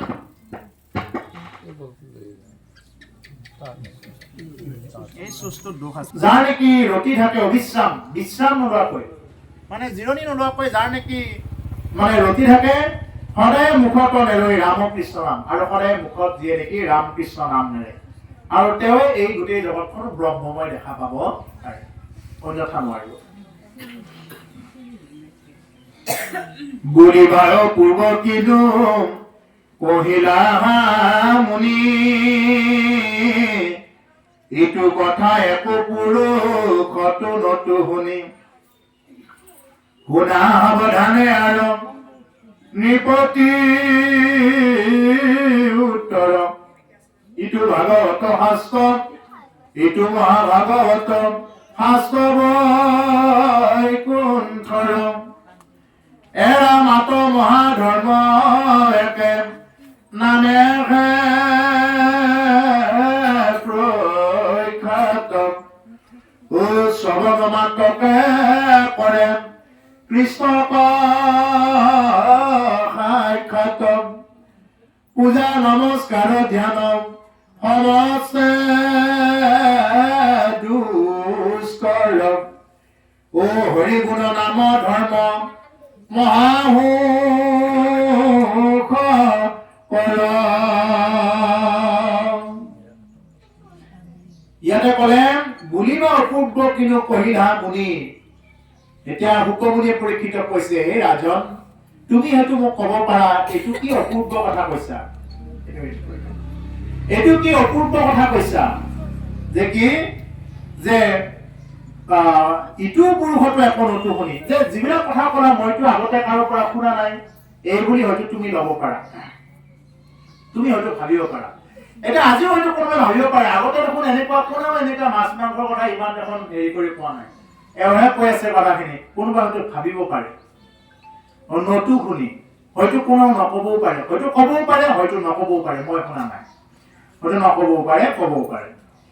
আজি পৰীক্ষিত মোক কৈছা বুলিবা অপূৰ্ব কহিলা আপুনি, আজি কিনো কথা ক'লা এইটো কথা একো পুৰুষতো নতো শুনি শুনা সাৱধানে আৰু নৃপতি উত্তৰ। ইয়াৰ উত্তৰটো শুনা, এই ভাগৱত শাস্ত্ৰ বৈকুণ্ঠ বুলি কৈছে। এই ভাগৱতত যিবিলাক কথা কৈছে এই হ'ল বৈকুণ্ঠ শাস্ত্ৰ। এই ভাগৱত তেনেকুৱা এলেবচা নহয় কেইজনমানে লোক লাগি এনে বনাই দিছে, এনেকুৱা নহয়। আজিকালি অৱশ্যে কিছুমানে বনাইছে নিজে লোক লাগি। যদি ভাগৱতত আছে শংকৰে বনে, আকৌ তাতে বেলেগে বনে বুলি আছে, মই নামটো নকওঁ, বেলেগে বনে বুলি দি দিছে, মই নামটো নকওঁ এতিয়া। আজি কীৰ্তনত দিছে শংকৰে বনে, কীৰ্তনত দিছে অমুকাই বনে, অৱতাৰ দি দিলে, একদম অৱতাৰ হৈ গ'ল। যদি কোনোবাই ক'ব পাৰে সেই বিষয়ত আহিব, শেষত আছো। গতিকে সেইকাৰণে এই যি নেকি যদি ভগৱানক ভজনা কৰিব লাগে প্ৰকৃত গুৰুক ভজনা কৰা। ভগৱান কৃষ্ণ থকাৰ সময়তো আৰু এজন নকল কৃষ্ণ আছিলে, পৌণ্ডৱ কৃষ্ণ। পৌণ্ডৱ কৃষ্ণক ভক্তি কৰোতে কি হৈ গ'ল, এইবিলাক মানে শেষ হৈ গ'ল। পৌণ্ডৱৰ লগত যিমানবিলাক সংগ দিছিল চব শেষ হৈ গ'ল। গতিকে সেইকাৰণে যদি সঁচাকে ভক্তি কৰাৰ মন আছে, দৈৱকী নন্দন কৃষ্ণক ভক্তি কৰা, অন্যথা সেই কৃষ্ণৰ নাম লৈ কোনোবাই গুৰু হ'ব খুজিলে নহ'ব। সেই দৈৱকী নন্দন কৃষ্ণক ভক্তি কৰা, দৈৱকী নন্দন কৃষ্ণক ভক্তি কৰিলে তোমাৰ সৰ্বসিদ্ধি হ'ব।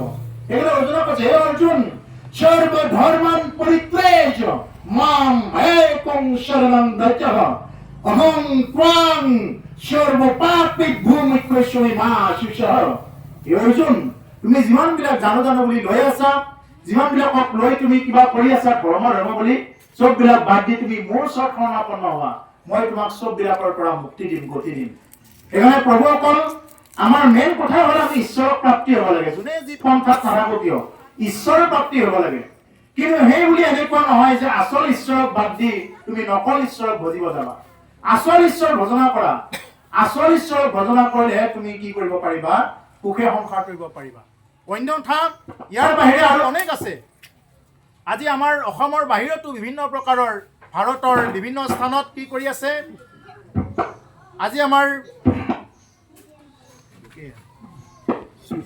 ভক্তি কৰিব লাগে, আচল ঈশ্বৰক ভজনা কৰক। আজি ভাৰতৰ বাহিৰতো আছে বিভিন্ন প্ৰকাৰৰ, মানে তেওঁলোকক কল্কি অৱতাৰ বুলি কয়, বাপেক পুতেক বৌয়েক চব বিলাক মানে অৱতাৰ বুলি কয়। গম পোৱাবিলাকে গম পাব, মই নাম নাপাওঁ। বাপেক পুতেক ভিনেক চব বিলাক মানে ভগৱান হৈ গৈ আছে, আজি আছে। আৰু মন্দিৰত গ'লে তেওঁলোকৰ আসনত সেইকেইখন ফটো থাকিব, কৃষ্ণও নাই, ৰামো নাই, শংকৰদেৱো নাই। আকৌ শংকৰদেৱৰ কথা কৈ কৈ তেওঁলোকে প্ৰচাৰ কৰি আছে অসমত। অসমৰ বাহিৰৰ অনুষ্ঠান আছে এনেকুৱা নকল কল্কি। গতিকে সেইকাৰণে গুৰু হিচাপত আপুনি যাকে মান্যতা কৰে কৰক, তাক কোনো ক'ব লগা নাই, গুৰু হিচাপত কৰক। কিন্তু ভগৱান হিচাপত কিয় কৰিব? ভগৱান এজনেই আছে, দৈৱকী নন্দন ঈশ্বৰ কৃষ্ণ। ভগৱান এজনেই, তাৰ বাহিৰে আৰু বেলেগ নহয়। সেইকাৰণে আমি কি কৰিব লাগে, যিজন প্ৰকৃত ভগৱান, যিজন প্ৰকৃত ঈশ্বৰ, আমি তেওঁৰ ওচৰত শৰণাপন্ন হ'ব লাগে। তেতিয়াহে আমাক কি কৰিব, এইবিলাক পাপ তাপৰ পৰা মুক্ত কৰি দিব, অন্যথা এইবিলাক জনম মৰণৰ পাক চক্ৰতে ঘূৰি থাকিব। ইয়াতে ক'লে যে শুনা সাৱধানে আৰু নিপতি উত্তৰ, ইটো ভাগৱত শাস্ত্ৰ বৈকুণ্ঠৰ। গতিকে এই ভাগৱত শাস্ত্ৰ কেইজন মানে লিখি বনাই দিয়া নহয়, এইটো হ'ল বৈকুণ্ঠৰ শাস্ত্ৰ। এই ভাগৱত শাস্ত্ৰ স্বয়ং ভগৱানে নিজে ব্ৰহ্মাদেৱক কৈছে, ব্ৰহ্মাই নাৰদক কৈছে, নাৰদে ব্যাসক কৈছে, ব্যাসে শুকক কৈছে, শুকে পৰীক্ষিতক কৈছে।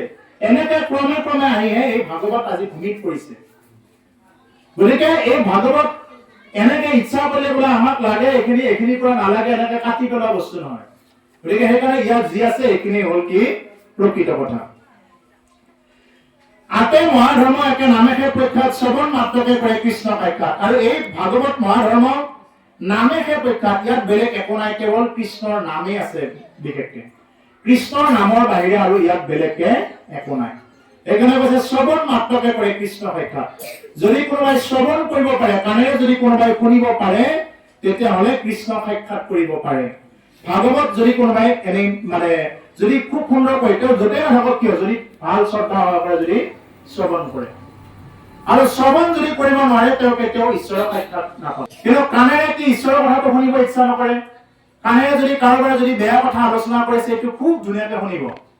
কাৰোবাৰ ঘৰৰ কলংকিত কথাবিলাক, এই বোলে মই অমুকৰ ভাগৱত পাঠত যাইহে গম পালো, এই এওঁলোকৰ ঘৰত যে এইটো চলি আছে মই গমেই পোৱা নাছিলো, ভান ভান বনুনকে এইটো আলোচনা কৰিব, মাইকি নালাগে তাতে। আৰু ঘৰত ধুনীয়াকে মনত ৰাখি যায় এইটো ক'ব, তহঁতে গম পোৱা নাই নেকি এইখিনি কথা? আমি গম পাওঁ এইখিনি কথা, এই বুলি ক'ব যায়। কিন্তু ভাগৱতৰ কোনটো অধ্যায়ৰ পৰা ক'লে, কি কি গুৰুত্বপূৰ্ণ কথা ক'লে, এইখিনি খুব কোনোবা এজন দুজনে এইখিনি কথা আলোচনা কৰিব। ইয়াৰ পিছত আৰু এইবিলাক নহয়। তাৰমানে কি, আমাৰ এই কাণ কেইখনে কি ভাল পায়, কাণ কেইখন আমি মানে বাহিৰা কথাবিলাকত আমি বেছি গুৰুত্ব দিওঁ। কাৰ ঘৰত কি হৈছে, কোনে কি ঘৰ বান্ধিলে, কোনে বান্ধিব পৰা নাই, কোনে কি কাপোৰ পিন্ধিলে, আমি সেইবিলাকত বেছি গুৰুত্ব দিওঁ। গতিকে সেইকাৰণে এইবিলাকত কৈছে শ্ৰৱণ মাত্ৰকে কৃষ্ণ সাক্ষাৎ। যদি কোনোবাই সেইবিলাকত যদি শ্ৰৱণ নকৰে, যদি কৃষ্ণ কথা শ্ৰৱণ কৰে, ঈশ্বৰৰ সাক্ষাৎ কৰিব পাৰে। পূজা নমস্কাৰ ধ্যান সমস্তে দুষ্কৰ। এই যে পূজা কৰা, ধ্যান কৰা, এইবিলাক সমস্তে দুষ্কৰ। কৰিব নালাগে বুলি কোৱা নাই, দুষ্কৰ মানে কষ্টকৰ। আজি পূজা কৰিব লাগিলে কি কৰিব লাগিব? তাতে যজ্ঞ কৰিব লাগিব। যজ্ঞ কৰিব লাগিলে কি লাগিব? তাতেতো ঘি লাগিলে, কিবা লাগিলে, তিল লাগিলে, বিভিন্ন প্ৰকাৰৰ দ্ৰব্য বস্তু লাগিব। এতিয়া ঘি খিনি আগতে ঘি ক'ৰ পৰা ওলাইছিলে? কাম ধেনু গাইৰ পৰা, সুৰভি গাইৰ পৰা গাখীৰ ওলাইছিলে। এতিয়া ঘি ক'ত কাম ধেনু গাই আছে, সুৰভি গাই আছে? নাই। এতিয়া দোকানত গ'লে কিনা ঘিটো লাগে, কি খোৱা ঘিটো লাগে নে পোৰা ঘিটো লাগে বুলি ক'ব। পোৰা ঘিটোৰ দাম কম, আৰু সেইটো জন্তুৰ চৰ্বিৰ পৰা বনাই, এনেকুৱা ঘিৰে পূজা কৰিলে ক'ত হ'ব? আগতে যেতিয়া লাষ্টত আহুতি মন্ত্ৰ মাতিছিলে ব্ৰাহ্মণে, তেতিয়া জুইত মানে হাত নুপুৰে। তেতিয়া মানে যেতিয়া পূৰ্ণ আহুতি দিব যজ্ঞত, পূৰ্ণ আহুতি দিয়াৰ সময়ত হাত নপৰে। তেতিয়া যদি সঁচাকে তেওঁ মন্ত্ৰ পাঠ কৰিব পাৰিছে, যদি প্ৰকৃত বস্তু পাইছে, একদম লাষ্টত যেতিয়া তেওঁ সিদ্ধি, আজি গৃহস্থে কি কাৰণত অনুষ্ঠান পাতিলে, এই বুলি তেওঁৰ সৰ্বমংগল সিদ্ধিৰ কাৰণে যে আহুতি দিব, বামুণে লাৰি চাই গম পাব ইয়াত জুইত মানে জুয়ে পুৰা নাই, লাৰি চাই গম পাব। কিন্তু জুয়ে পুৰেই নহয়, তাৰমানে এইবিলাক সিদ্ধি নহয়। এতিয়া কৰিব পাৰিব, কিন্তু কষ্টকৰ আছে, দুষ্ট। বিশেষকৈ অসমততো আৰু নাই। গতিকে সেইকাৰণে এতিয়া এইবিলাক বস্তু উলিয়াবৰ কাৰণে সেনেকুৱা একো নাই। আৰু সেইবিলাক কৰি কি, তাৰ মূল উদ্দেশ্য কি? সেইবিলাক যে আমি কৰি আছো, তাৰ উদ্দেশ্য কি? ঈশ্বৰ প্ৰাপ্তিটো উদ্দেশ্য। এই যে যজ্ঞ পূজা এইবিলাক যে কৰি আছে মানুহে, মূল উদ্দেশ্যটো হ'ল ঈশ্বৰ প্ৰাপ্তি, নহয় জানো? এনেতো ৰাইজক দেখুৱাৰ কাৰণে নহয়। এতিয়া আমি ভাগৱত পঢ়ি আছো, এইটোও আমাৰ ঈশ্বৰ প্ৰাপ্তি। গতিকে সেইকাৰণে কৈছে মহাপুৰুষ গুৰুজনাই কৈছে যে ইমান বিলাক পূজা নমস্কাৰ ধ্যান এইবিলাক চব দুষ্কৰ, কষ্টকৰ। ধ্যান কৰিবৰ কাৰণে এতিয়া মানুহৰ আগৰ সমান বয়স নাই। আগতে মানুহে হাজাৰ হাজাৰ বছৰ তপস্যা কৰিছিল, ধ্যান ধাৰণা সমাধি প্ৰত্যাহাৰ লীন গৈছিলে। এতিয়া মানুহে ইমান সময় ধ্যান কৰিব নোৱাৰে। গুৰু সেৱা কৰিব গৈ ৰাতিপুৱা আধা ঘন্টা, 1 ঘন্টা, 10 মিনিট এইখিনি বহিয়ে কি হৈ যায়, হাহাকাৰ লাগি যায়। কি হৈছে কি নহৈছে, কেৱল মানে বাহিৰৰ চিন্তা, আৰু ইমান বছৰ চিন্তা কৰা হেৰিয়ে নাই। এতিয়া পূজা পাঠ কৰিব লাগিলে এনে যজ্ঞ কৰাব পাৰিব, বামুণৰ মন্ত্ৰ যদি এটা ভুল লাগে গৃহস্থৰ দুখ হ'ব, বা ৰাইজে যদি কিবা কামত যজ্ঞ আয়োজন কৰে, সেই ৰাইজখনে যজ্ঞ আয়োজন কৰে, যদি বামুণে মন্ত্ৰ মাতোতে যদি কিবা কাৰণত এটা আকাৰ ইকাৰ যদি এডাল ইফাল সিফাল কৰিছে, সুধিব, যদি কোনোবাই নহয় বুলি ক'ব পাৰে মোৰ ওচৰত লৈ আহিব। এডাল যদি আকাৰ ইকাৰ, কেইজন আছে এনেকুৱা আকাৰ ইকাৰ ভুল নকৰা ব্ৰাহ্মণ? স্পষ্ট সংস্কৃত কেইজন ব্ৰাহ্মণ আছে ইয়াত? আৰু যজ্ঞটো বহুত কৰি আছে, গতিকে ইমানখিনি শুদ্ধকে ক'ব পৰা এজনো ব্ৰাহ্মণ নাই। গতিকে সেইকাৰণে কৈছে যে পূজা নমস্কাৰ ধ্যান দুষ্কৰ ভকত মানুহবিলাক তাৰ বিৰোধী নহয়, পূজাৰ বিৰোধী নহয়, ধ্যান যজ্ঞৰ বিৰোধী নহয়। কথাটো হ'ল কি যে ভাগৱত শাস্ত্ৰত কৃষ্ণ নাম ৰাম নাম ল'লেই যজ্ঞ কৰোঁতে তোমাৰ যিবিলাক ফল হয়, তুমি ভাগৱতৰ মাজত কৃষ্ণ বুলি ক'লেই তুমি সেইবিলাক ফল লাভ কৰিবা। কৃষ্ণৰ নাম ল'লেই ইয়াত গংগা গয়া কাশী চববিলাক ইয়াত আহিব। ও কৃষ্ণৰ পৰম জন্মৰ উদাৰম কথাৰ জৈত প্ৰকাশ গংগায় আদি কৰি যত তীৰ্থ আছে তৈতে কৰে নিবাস। হে ৰাম নাম কি মধুৰ, ও হৰিৰ নাম কি মধুৰ, ও মধুময় হৰি নাম মন প্ৰাণ কৰে জোৰ, মন প্ৰাণ কৰে জোৰ। গতিকে কৃষ্ণৰ পৰম নিৰ্মল উদাৰ কথাৰ জৈত প্ৰকাশ, এই কৃষ্ণৰ পৰম গুণ নাম কথা য'ত প্ৰকাশ হয়, গংগা আদি কৰি যত তীৰ্থ আছে তৈতে মানে চববিলাক মানে কি হয় মিলে। ইয়াতে গংগা গয়া কাশী চববিলাক আজি ইয়াতেই পদাৰ্পণ কৰিছে। ইয়াত গংগা আহিব লাগে, বৃন্দাবন আহিব লাগে, চব ইয়াতে আহিব, কিন্তু মানুহৰ সেইটোত কি নাই, বিশ্বাস। সেইকাৰণে যাগ যজ্ঞ পূজা পাতল এইবিলাক কৰিব পাৰিব, তাত কোনো আপত্তি নাই, কিন্তু কৰিলে কি হ'ব, তাতে কষ্ট আছে।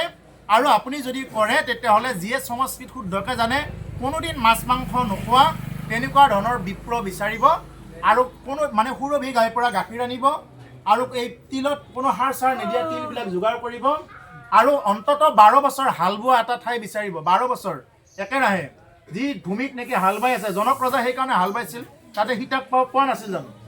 গতিকে সেইকাৰণে যি ঠাই তেনেকুৱাকৈ মানে পবিত্ৰ ভূমিৰে যজ্ঞ হয়। কাৰোবাৰ চোতালত ইচ্ছা কৰিলে যজ্ঞ পাতিব পৰা নাযায়। এতিয়াতো মানুহে এটা য'তে ত'তে যজ্ঞ কৰি থাকে, যিকোনো কৰি থাকে, এনেকে ইচ্ছা কৰি য'তে ত'তে কৰিব পৰা নাযায়। গতিকে যদি আপোনাৰ ভূমিখিনি পবিত্ৰ আছে, যদি মন্ত্ৰমতা ব্যক্তিজন যদি তেওঁ প্ৰকৃত শুদ্ধ হয়, যদি তেওঁ একেবাৰে নিৰামিষ হয়, তাৰপিছত যদি তেওঁ মানে পুৰা শুদ্ধ, সেই পিনে শুদ্ধ বস্তু যদি আপুনি ঠিকে যোগাৰ কৰিব পাৰে, তেতিয়াহ'লে যজ্ঞ পাতক। অন্যথা আপুনি কৃষ্ণ নাম লওক, কৃষ্ণ নামতেই চববিলাক পুণ্য পাব। ইমান কষ্টই কৰিব নালাগে। ইমানবিলাক কিয় কষ্ট কৰিব লাগে? সত্য যুগত ধ্যান টেকা যজ্ঞ দাপৰত পূজা কলি ধৰি কীৰ্তন বিনাই আৰু নাইকে দুজা। কলি ধৰি কীৰ্তনৰ বাহিৰে আৰু দ্বিতীয়টো পন্থা নাই, এইটো কৈছে। তথাপি মানুহে কিয় নুবুজে? এই কথাটোকে কৈছে হৰি নামৰ গুণ ধৰ্ম মহা উপকাৰ। গতিকে হৰি নামটো হ'ল মহা উপকাৰ। আপোনাৰ ইয়াত কোনো ধৰণৰ কিবা নাই বোলে আমি অমুকটো টাইমৰ পৰাই হৰি নাম ল'ম, এনেকুৱা নহয়। এতিয়া ভাগৱত অনুষ্ঠান আমাৰ ইচ্ছা হৈছে চাৰে 1টাত আৰম্ভ কৰিছো, ইচ্ছা হৈছে আমি 12:30 কৰি দিব পাৰো, ইচ্ছা হৈছে বোলে ৰাতি আমি 1টা বজাৰ পৰা আৰম্ভ কৰিব পাৰো। ভকতৰ কোনো ধৰণৰ টাইমিং চাব নালাগে, কিন্তু পূজা কৰিব লাগিলে টাইমিং চাব লাগিব, সময়, আৰু আপুনি ক্ষণ চাব লাগিব। কোনটো যিকোনো দিনত আৰম্ভ কৰিলে নহ'ব, ক্ষণ লগ্ন মিলিব লাগিব। ভাগৱতত কোনো লগ্ন মিলিব নালাগে। আপুনি শনিবাৰে কৰিলেও ফল দিব, আপুনি ৰাতি এখৰা কৰিলেও ফল দিব, কোনো ধৰণৰ এইবিলাক কথা নাই।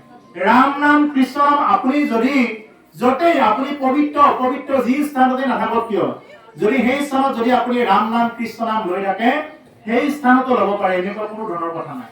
কিন্তু বাকীবিলাক কৰিব লাগিলে কিন্তু আপুনি সুচী হ'ব লাগিব। গতিকে সেইকাৰণে নামে হাৰ প্ৰভুসকল, নামৰ বাহিৰে আৰু অন্য কোনো গতি নাই। আৰু অকণমান সময় হেৰি কৰিছো, আৰু এটা শ্লোক মাতি আমি বাদ দিম আৰু। কৃষ্ণ দেৰিও হৈছে নে কি কৰিব?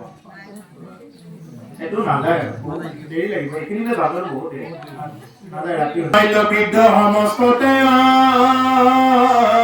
অধিকাৰ চান্দালক কৰে নামে তেখনে উদ্ধাৰ। ও কলিৰ সন্ধ্যাত মই পঢ়িলো পিতৃত তুমি মহাবৈষ্ণৱত পঢ়িব বিদিত স্ত্ৰী বাল্য বৃদ্ধ সমস্ত অধিকাৰ হৰিনাম ধৰ্মত তেওঁ স্ত্ৰী হলেও পাৰে বৃদ্ধ হলেও পাৰে বাল্য হলেও পাৰে সমস্ত অধিকাৰ আছে কৈছে বাক্যৰ কাণৰ মনোমুখ আছে যাৰ হৰি ভক্তিত সমস্ত অধিকাৰ হৰি ভক্তিত চবৰে অধিকাৰ আছে যাৰ নেকি এটা ধুনীয়া মানে কথা ক'ব পাৰে বোলে কোনোবা কথা ক'ব নোৱাৰে বোবা কিন্তু কাণ কেইখনেৰেতো শুনে ৰাম নামটো শুনি আছে মনত স্মৰণ কৰা তুমি যাৰ নেকি বাক্য কৰ্ণ মন এটা আছে মুখ এখন আছে ৰাম নাম বুলিবৰ কাৰণে যাৰ যাৰ এইবিলাক আছে সেইসকলে কি কৰা ভজনা কৰা তুমি কলা হলেও তুমি ৰাম নাম চিন্তা কৰা মনন কৰা বোবা হলেও তুমি মনন কৰা তোমাৰতো এটা আছে গতিকে সেইকাৰণে কি কৰা ৰাম নাম জপ কৰা হৰি নামত সমস্ত অধিকাৰ আছে বাকী বিলাকত অধিকাৰ নাই একো বাকী যদি আপোনাৰ অংগক্ষত হয় আপুনি বেদৰ যিটো যজ্ঞত মানে আপুনি পূৰ্ণ স্থান নাপাব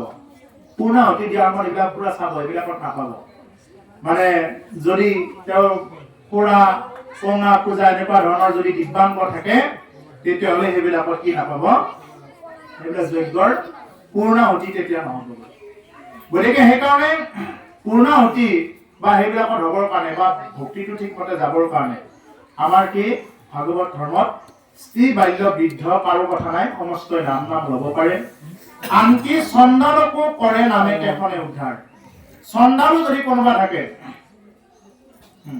চণ্ডালো কি হৰি নাম লৈ গতি পায় মুচিও হয় হুচি যদি ভজে হৰিক যদি কোনোবাই ভজনা কৰে ই মুচিও হুচি হ'ব খুচিও মুচি হ'ব যদি কোনোবাই হৰিক ভজনা নকৰে তেওঁ যিমান ডাঙৰ কুলত জন্মগ্ৰহণ নকৰক কিয় তেওঁ খুচিও মুচি হৈ যাব যদি কোনোবাই হৰিক ভজনা নকৰে ঈশ্বৰৰ যদি নাম নলয় ৰাম নাম কৃষ্ণ নাম নলোৱাকে তেওঁ যিমানে যি কৰি নেদেখুৱাওক কিয় যিমান যি পন্থাৰে দেখুৱাই নিদিয়ক কিয় দেখিব শেষত গৈ কেৱল নামতেই আছে একূত্ৰ নামেই হয় সেইকাৰণে যিমানবিলাক দেৱ দেৱতা দেৱী আছে চবৰ মূল বস্তুৱেই হ'ল নাম নললে একো নাই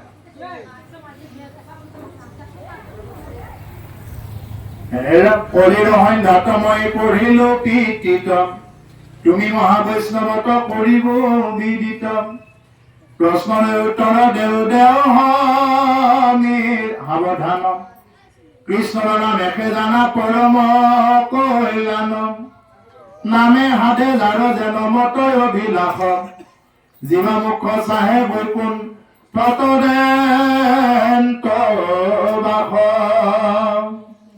এতিয়া কলিৰ সন্ধ্যাত মই পঢ়িলো পিতৃ কলিৰ সন্ধ্যা বুলি কওঁতে কিছুমানে প্ৰশ্ন কৰে কলিৰ সন্ধ্যা বুলি কওঁতে আমাৰ দিনৰ যেনেকুৱা সন্ধ্যা তাৰমানে কলিৰ শেষত পঢ়াইছিল নেকি এনেকুৱা বুলি প্ৰশ্ন কৰে কলিৰ সন্ধ্যা মানে এইটো প্ৰাত সন্ধ্যা যেনেকুৱাকে আমাৰ ৰাতিপুৱাৰ সময়খিনিকো কি বুলি কয় প্ৰাত সন্ধ্যা এইটো প্ৰাতকাল সন্ধ্যা সন্ধিক্ষণ সন্ধ্যা মানে সন্ধিক্ষণ ৰাতিপুৱা ৰাতি আৰু ৰাতিপুৱাৰ যিটো সন্ধিক্ষণ এইটো প্ৰাত সময় প্ৰাত সন্ধ্যা আৰু দিন আৰু গধূলিৰ যিটো সন্ধিক্ষণ ৰাতিৰ দিন আৰু ৰাতিৰ যিটো সন্ধিক্ষণ এইটো হ'ব কি সন্ধিয়া এইটো মানে এই সন্ধিয়াৰে কৈছে সন্ধিক্ষণত মানে কলি যুগৰ আৰম্ভৰ এই সময়খিনিত কি কৰিছে কৈছে পঢ়িলো পিতৃ তুমি মহা বৈষ্ণৱত কৰিব বিদিত আৰু তুমি যিহেতু বৈষ্ণৱ ৰাজা সেইকাৰণে মই তোমাৰ আগত কম নহলে মই তোমাৰ আগত এই কথাবিলাক কেতিয়াও নকওঁ গতিকে আজি আপোনাৰ সময়ৰ দৰে সন্তসকল মহন্তসকল আপোনালোকে একান্ত মানে শুনি আছে সেই কাৰণেহে এই কথাবিলাকো ইয়াত ব্যক্ত কৰা হৈছে যদি নুশুনে হাল্লা কৰি থাকে যদি ইফাল সিফাল কৰি থাকে ইয়াত কোনো ধৰণৰ কথা ব্যক্ত কৰা নহয় কাৰণ এইবিলাক কথা যিবিলাক কথা এতিয়া ইয়াৰ পৰা ব্যক্ত হৈ আছে এইবিলাক কথা কওঁ বুলি কোৱা নাযায় আকৌ বেলেগ সময়ত বেলেগবিলাক নোলাব আসনত বহি থকাৰ সময়ত এইবিলাক কথা ওলায় যদি সেই কথা যদি মৰ্যাদাই নাই তেতিয়াহ'লে এইবিলাক কথা বহুত সাধনাৰ বলতহে এইবিলাক কথা শুনিবলৈ পোৱা যায় যদি ইমানখিনি কথা ওলোৱাৰ পিছত যদি বিভিন্ন প্ৰকাৰৰ কিবা কৰি থাকে সেই সমাজত এই কথাবিলাক শুনোৱা নাযায় আজি গুৰুদেৱ ভোকে পৰীক্ষিত কৈছে সেই পৰীক্ষিত তুমি মহাসন্ত বৈষ্ণৱ সেইকাৰণে মই তোমাৰ আগত কৈছো অন্যথা মই তোমাৰ আগত এইবিলাক কথা নকলোহেঁতেন নামে সাধে প্ৰশ্নৰ উত্তৰ দেও সাৱধান কৃষ্ণৰ নামেহে জানা পৰম কল্যাণ। গতিকে তুমি যিবিলাক মোক প্ৰশ্ন কৰিছা এইবিলাকৰ মই এটা উত্তৰ দিওঁ শুনা, যে কৃষ্ণৰ নামেহে পৰম কল্যাণ। কৃষ্ণৰ নাম ললেই কল্যাণ। কৃষ্ণৰ নাম য'ত নাই তাতে কল্যাণ আহিব নোৱাৰে। কল্যাণ ক'ত হ'ব? কৃষ্ণ নাম ললে। নামে হাৰে যাৰ জন্ম অভিলাষ, জীৱ মুখ্য চাহে বৈকুণ্ঠত দেন্ত বাস। নামে হাৰে যেনেকুৱা অভিলাষ, নামৰ ওপৰতহে যাৰ যেনেকুৱা অভিলাষ সেইমতে পাব। এনেই মোক বহুত লাগে কিবা লাগে এইবিলাক কৈ থাকিলে নহয়। নাম কিমান জপ কৰিছো এইটোৱে বিশ্বাস কৰক, নামত বিশ্বাস কৰক। এনেই মুখেৰে কৈ থাকিলে নহয়। আমি উঠাই বহাই খোৱাৰ সময়ত প্ৰতিটো সময়ত এনে ধুতি চলাযোৰ পিন্ধিলেই যে হ'ব লাগিব এনেকুৱা নহয়। বজাৰত গৈ থাকোঁতেও অন্তত ৰাম নাম কৃষ্ণ নাম লৈ থাকিব লাগিব। বোলে মই এটা গীত হলেও মনে মনে গুণগুণাই যাব লাগিব, ভক্তিৰ লগত জড়িত থকা। বা খাওঁতে পানী এগিলাচ খাওঁতেও কৃষ্ণ, ভাতকেইটা খাওঁতে কৃষ্ণ, সমস্ত বস্তু যাতে কৃষ্ণ ভাৱনাৰে যাতে কিবা কৰিব পাৰো, এতিয়া আমাৰ ভক্তিটো জড়িত হৈ থাকিব। আৰু কৈছে জীৱা মুখ্য চাই বৈকুণ্ঠত দেন্ত বাস। তেওঁ যি চাই সেইটোৱেই তেওঁ পায়। আনকি বৈকুণ্ঠও যদি তেওঁ মাগে বৈকুণ্ঠও পায়। কিন্তু একান্ত ভকতে কি নকৰে? মুক্তি বাঞ্ছা নকৰে।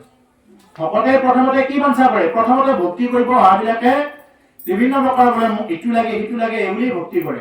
মোক ইটো লাগে সিটো লাগে, ধন লাগে, পুত্ৰ লাগে, বিদ্যা লাগে, ভাৰ্যা লাগে, এইবিলাক বুলিয়ে ভক্তি কৰে। কিন্তু শেষত গৈ কি হৈ যায়? এই লাইন গ'ল নেকি? প্ৰথম অৱস্থাত ভক্তি কৰিব লাগিলে মানুহে কিবা কিবি বিচাৰে, কিন্তু শেষত গৈ এইবিলাক একো নিবিচাৰা হৈ যায়। যেনেকুৱাকে সৰু সৰু বাচ্চাবিলাকক চাব, সৰু বাচ্চাবিলাকে প্ৰথমতে কি কৰিব? মোবাইলটো লৈ চাই থাকিব। আৰু মোবাইলটো লৈ যেতিয়া চাই থাকিব, মোবাইলটো কি কৰিব? একদম আফল মাৰি দিয়ে বুলি পেলে নিজৰ মানে দেউতাকে মাকে ভয়ে কৰি থাকিব। সৰু বাচ্চাবিলাকে যেতিয়া এইবিলাক লৈ থাকিব, মোবাইলবিলাক কিবাবিলাক যেতিয়া লৈ থাকিব, মোবাইলটো লৈ থাকিব, তেতিয়া প্ৰথমতে কি কৰিব? মানে মাক দেউতাকে ভয় খাই যায়, পেলাই দিব নেকি, পেলাই দিলে ডিসপ্লেটো ফাটি যাব এইবুলি খুব ভয় খাই থাকে। কিন্তু যেতিয়া নেকি বাচ্চাটোক চকলেট এটা দিলে, ধুনীয়াকে চকলেট এটা দি দিয়াৰ লগে লগে সেই দামী মোবাইলটো দি সেই চকলেটটোত ব্যস্ত হৈ যাব। বা কিবা এটা খাব দিলে সেইটোত ব্যস্ত হৈ যায়। ঠিক তেনেকুৱা যে ভক্তি কৰিব গ'লে কিছুমানে ভগৱানে প্ৰথমতে কিবা সৰু সুৰা বস্তুবিলাক দি চাব। কিবাকে অকণমান পইচা দিছে, কিবাকে এটা ঘৰ দিছে, চাইছে। তাৰপিছত যদিহে আৰু ভক্তিৰ প্ৰতি পিছ দিলে তেতিয়া আৰু নাই আৰু। কিবা এটা সৰু সুৰাকে এইটো ভুলকাইহে চাই, এইটো কাৰণ এইটো লগতে নাযায়। মেইন ধন পটকে নিদিয়ে, ভুলকাইহে চাই প্ৰথমতে। সেইকাৰণে বাচ্চাবিলাকে যেতিয়া দোকানত চিপছৰ পেকেটবিলাক বিচাৰে, প্ৰথমতে কি? প্ৰথমতে এই মানে পেকেটটোহে চাই। পেকেটটো চাই গম পায় যে তাতে কি আছে। পিছত পেকেটটো নাখায়, পেকেটটো পেলাই দিয়ে, কিন্তু ভিতৰত থকা বস্তুখিনিহে খায়। ঠিক তেনেকুৱাকে ভক্তি কৰিব গ'লে প্ৰথমতে ইটো দিয়ক সিটো দিয়ক বুলি ঈশ্বৰৰ ওচৰত নাজানি পেলাই খোজে। কিন্তু যেতিয়া ভকতৰ সংগত আজিৰ দৰে আহিব, আহি যেতিয়া গম পাব এইবিলাক খোজাত পৰি নখোজাই ভাল, এইবুলি যেতিয়া গম পাব, তেতিয়া সেইজন ভকতে মুকুতিও বাঞ্ছা নকৰে।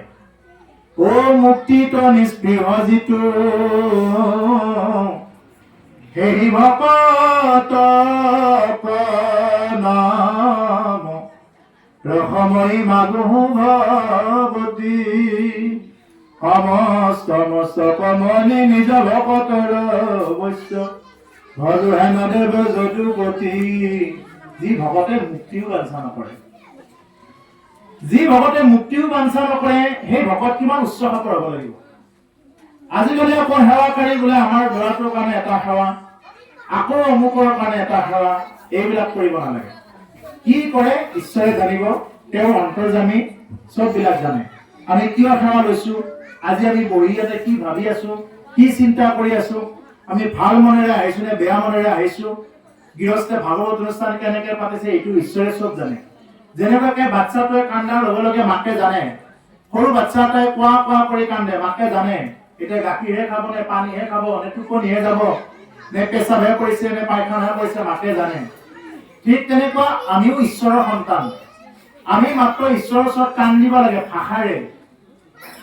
আমি ভক্তিৰ ভাষাৰে, ভক্তিৰ ভাৱেৰে সৈতে ঈশ্বৰৰ ওচৰত কান্দিব লাগে। ঈশ্বৰে জানে আমাক কেতিয়া ক'ত কি লাগে। আমাক কোন সময়ত কি লাগে এইটো জানে, আমি নিজে কি কৰিব নালাগে, এইটো লাগে বুলি খুজি থাকিব নালাগে।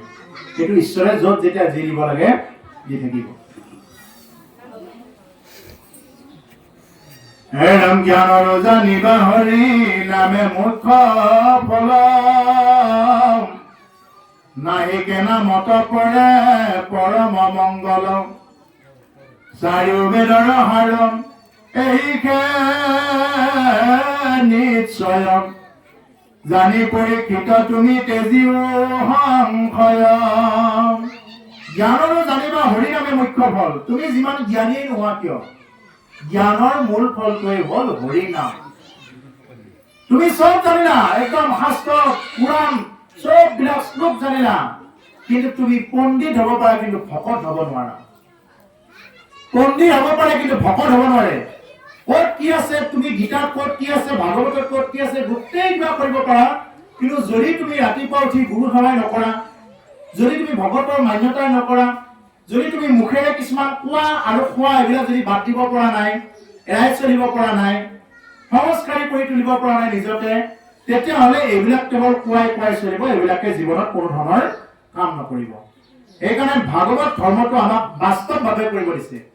আমি এনেই কাৰোবাক দেখুৱাবৰ কাৰণে ভক্তি কৰিলে নহয়, এইটো বাস্তৱ প্ৰেক্টিকেল হ'ব লাগিব। কৈছে জ্ঞানৰো জানিবা হৰি নামে মহাফল। সেইকাৰণে তেওঁ যিমান জ্ঞানী নহওক, যিমান পদাধিকাৰী নহওক কিয়, মূল বস্তুৱে হ'ল হৰি নাম। ধৰা হ'ল তেওঁ বিৰাট ডাঙৰ পদবীত তেওঁ কাম কৰে, বিৰাট ডাঙৰ পদবী। ব্ৰহ্মাই নিজে কি কৰে, ব্ৰহ্মাৰ পদবী আনকি, ব্ৰহ্মাৰ পদবী নিজে কয় ব্ৰহ্মাই বৃন্দাবনত এডাল তিন্ন হ'বৰ কাৰণে ইচ্ছা কৰে ব্ৰহ্মাই। ব্ৰহ্মাই নিজে বাঞ্ছা কৰে তেনেকুৱা হ'বৰ কাৰণে।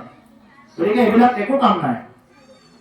যিমান যি নাথাকক, যদি নাম সাধনা নাথাকে সেইবিলাক একো নাযায়। এইবিলাক একো নাযায়। যদি নাম সাধনা নাথাকে, নাম যদি লগত লোৱা নাথাকে, তেতিয়াহ'লে এইবিলাক একো নাযায়।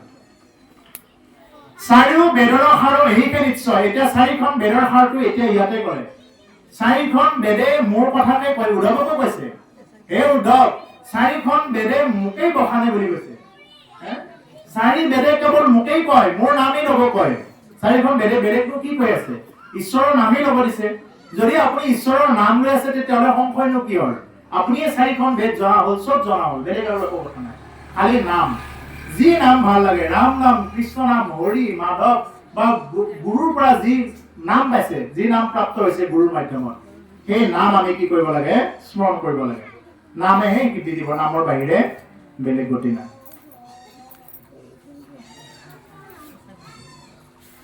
হে ৰাম অল্পকালে সাধে সিদ্ধি, কৃষ্ণৰ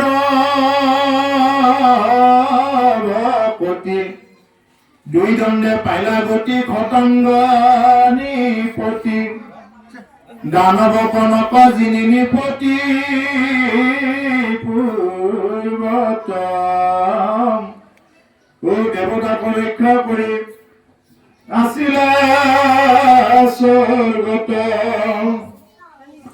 দেৱ হবে বোলে বৰম লোৱা মহি পালম, ৰজা বোলে কৈৰাগে জীবুক কালম, দেৱে কহে জীৱাৰ দুই দণ্ড মানে, শুনিকে পৃথিৱী কয় আকিলাপি মানে, সমস্তকে তেজি ৰাজা স্থিৰ কৰি মন, কৃষ্ণৰে ভয় পয়ে পদে পকিল শৰণ, এৰা মুহূৰ্তে শতাংগে পাইলাম পৰম গতি, যিমা হাতৰ দিন তুমি চিন্তা কৰা কি শতাংগ নামৰ এজন ৰজা আছিলে, আমাৰ মানুহৰ ৰজা। দেৱতাসকলৰ দেশত যেতিয়া হাহাকাৰ লাগিছিলে স্বৰ্গ ৰাজ্যত, তেতিয়া কি কৰিছিলে, আমাৰ মানুহৰ ৰজা শতাংগক লৈ গৈছিলে স্বৰ্গ ৰাজ্য ৰক্ষা কৰাৰ কাৰণে। আৰু দুৰ্ভাগ্য, আজি আমাৰ মানুহে সেই দেৱতাসকলৰ ওচৰত আঁঠু লৈ থাকে, শনিৰ ওচৰত, ৰাহুৰ ওচৰত, কেতুৰ ওচৰত। আৰু যি দেৱতাসকলে আগতে মানুহৰ ওচৰত আঁঠু লৈছিলে, আমাৰ মাজৰ শতাংগ ৰজা, আমাৰ মাজৰ মুচুকুণ্ড ৰক্ষা কৰিবৰ কাৰণে লৈ গৈছিলে। আৰু দেৱতাসকলে কৈছিলে বোলে বৰ লোৱা, শতাংগ ৰজাক কৈছে বোলে বৰ লোৱা। শতাংগ ৰজাই কৈছে বোলে মোক আৰু একো বৰ নালাগে, তোমালোকেনো কি দিব পাৰিবা, মোকতো মুক্তি দিব নোৱাৰা তোমালোকে। যদি তোমালোকে মুক্তিয়ে দিব নোৱাৰা, তোমালোকৰ একো বৰ নালাগে, খালি মোক এইটো চাই দিয়া, তোমালোকে যিহেতু বিধিবিলাক চাব জানা, মই আৰু কিমান সময় জীয়াই থাকিম মোক এইটো চাই দিয়া, কিমান সময় আছে মোৰ আৰু। বোলে তুমি 2 দণ্ড প্ৰায় 48 মিনিট সময়হে তোমাৰ মানে আছে, আৰু তাৰ পিছত তুমি মৰি যাবা। লগে লগে শতাংগই সেই দেৱতাসকলৰ বৰ নালাগে বুলি কৈছে, নালাগে তোমালোকৰ বৰ, এই তোমালোকক মই ৰক্ষা কৰো আৰু মোক তোমালোকে বৰ দিবা, নালাগে তোমালোকৰ বৰ। এই বুলি শতাংগ ৰজা মুহূৰ্ততে আহি 2 দণ্ডক তেওঁ ভক্তি কৰি তেওঁ গতি পালে। এতিয়া কৈছে শুনি শীঘ্ৰে পৃথিৱীক আখিলা বিমানে পৃথিৱীত বিমানত আহি গল, সমস্তকে ত্যাজি ৰাজা স্থিৰ কৰি মন, কৃষ্ণৰ অভয় পদে প্ৰকৃত হৰণ। চববিলাক বাদ দি শতাংগ ৰজাই কৃষ্ণৰ অভয় পদ আৰু বেলেগ কাৰো নাই।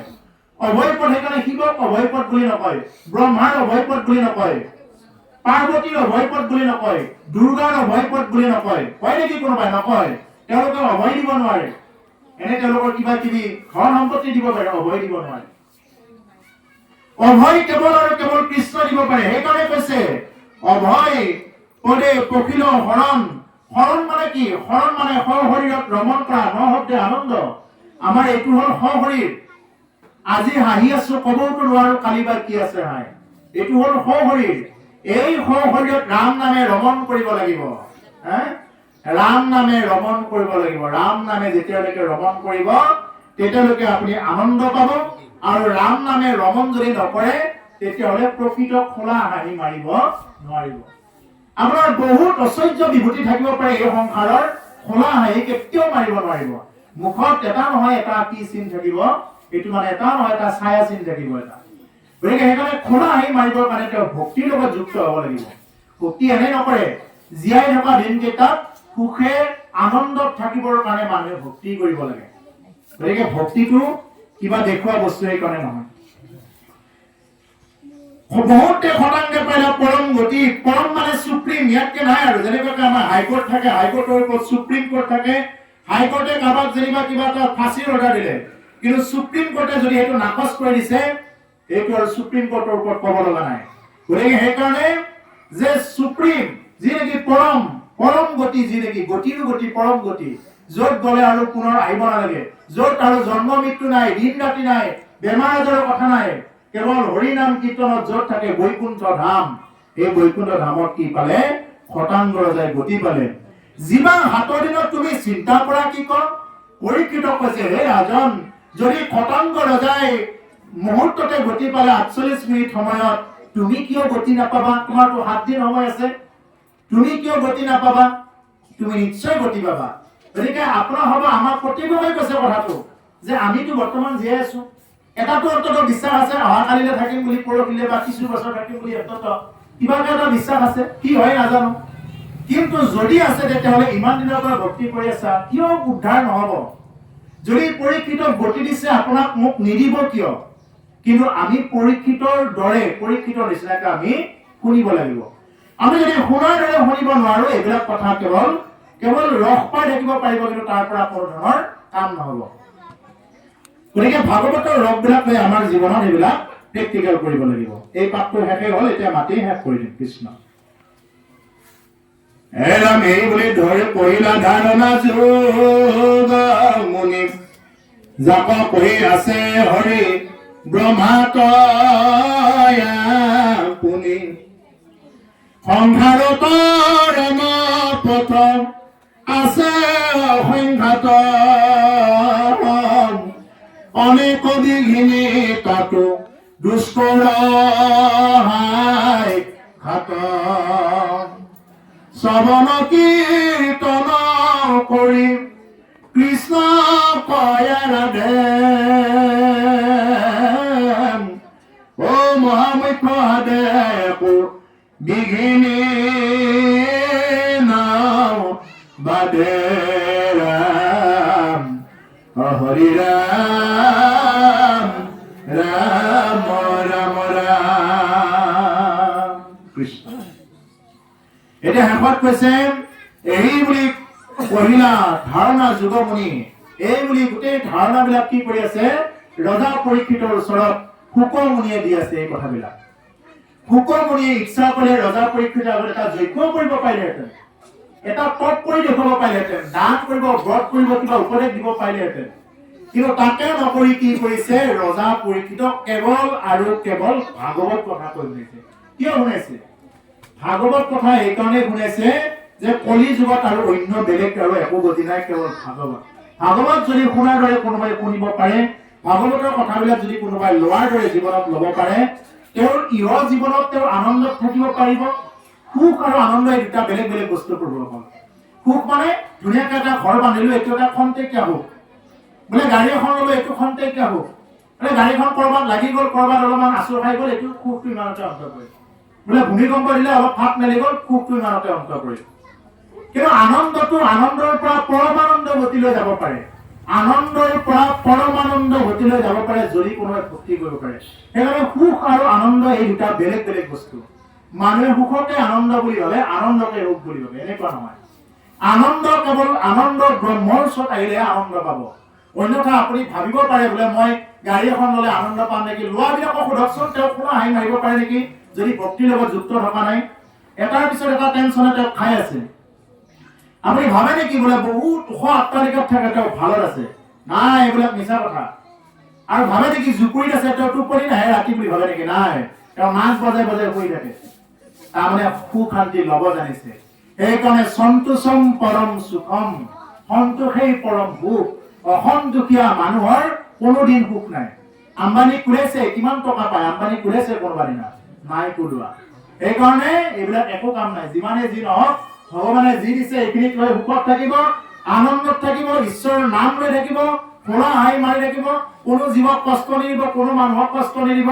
দেখিব আপুনি ভকতি এনেই আগবাঢ়ি গৈ আছে আৰু ধুতি চোলা পিন্ধি আমাক কষ্ট দিব আন জীৱ জন্তু ভক্ষণ কৰি ফুৰিব আমাক ফাঁকি দি ফুৰিব ঠগাই ফুৰিব মাটিৰ সীমা ঢালি ফুৰিব দেখিব ভকতি দিশত নিজে পিছুৱাই আহি আছে এই প্ৰমাণটো নিজৰ তাতে পাব সেইকাৰণে নিজে নিজৰ বন্ধু নিজে নিজৰ শত্ৰু গতিকে সেইকাৰণে প্ৰভুসকল ইয়াত কৈছে সংসাৰ তৰণৰ পথ আছে সংসাৰ অনেক ডিগ্ৰী তাতো দুষ্টৰ সাক্ষাৎ সংসাৰ তৰণৰ অনেক পথ আছে অনেক মাৰ্গ আছে কিন্তু কষ্ট আছে এইবিলাকত আমাক মহাপুৰুষ গুৰুজনাই যি মাৰ্গ দেখুৱাই দিছে এই মাৰ্গেৰে গতি কৰিব লাগে মহাজন জনগত পন্থা মহাজনসকলে যি পন্থা দেখুৱাইছে সেই পন্থাৰে যাব লাগে এইটো ৰাজআলি আছে এই ৰাজআলিটো যদি আমি নাযায় আমি যদি এই পিনে ঢেকীয়াৰ আলি এটা যদি আমি ফোন কৰি দিওঁ আমাৰ গাড়ীখন ফচিব নে নফচে ফচিব ক'ত বা কি হয় একো ঠিক নাই আমি এইটো মাৰ্গেৰে গ'লে ইয়াত ভুল হ'বই নোৱাৰে এইটো ঠিকে আছে ৰাস্তাটো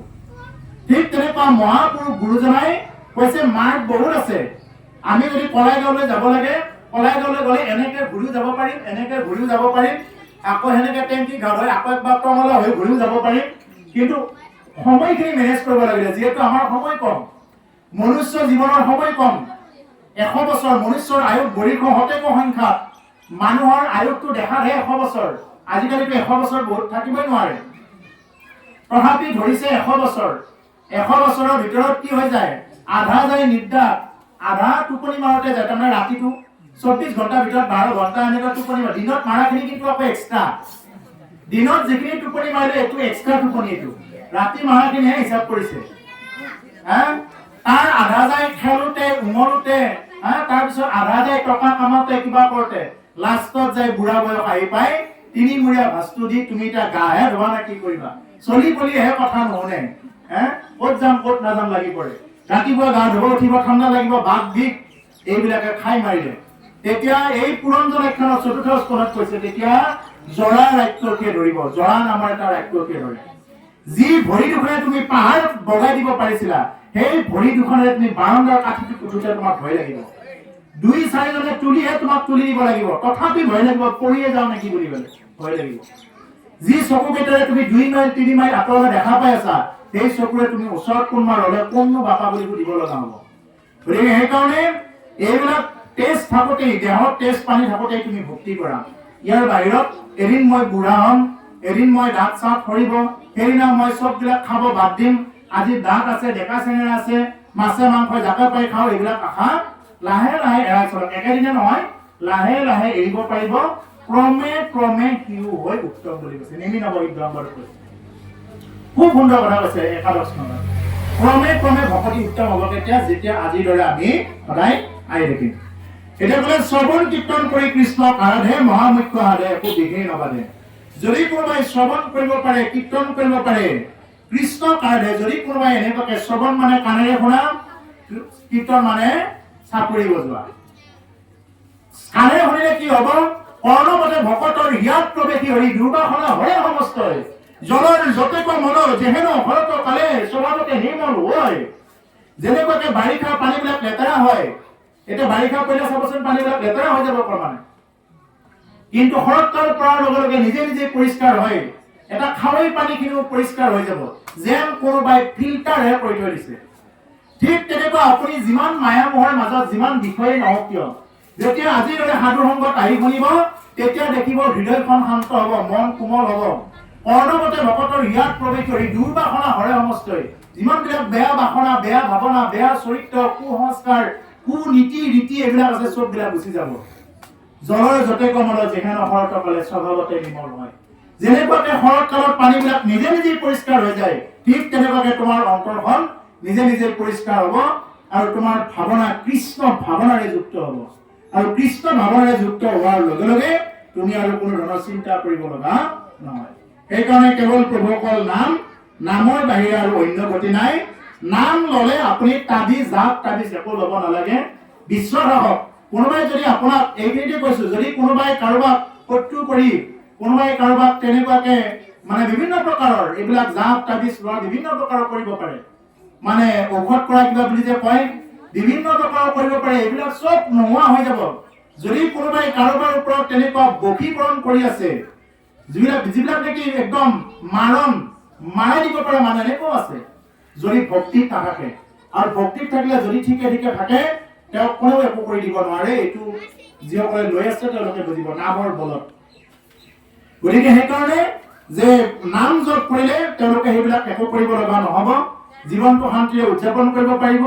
যি পাইছে তাকে সদয় সন্তোষত সুখে শান্তিৰে জীয়াই থকা কেইজনৰ লগতে তেনেকে চলিব পাৰিব।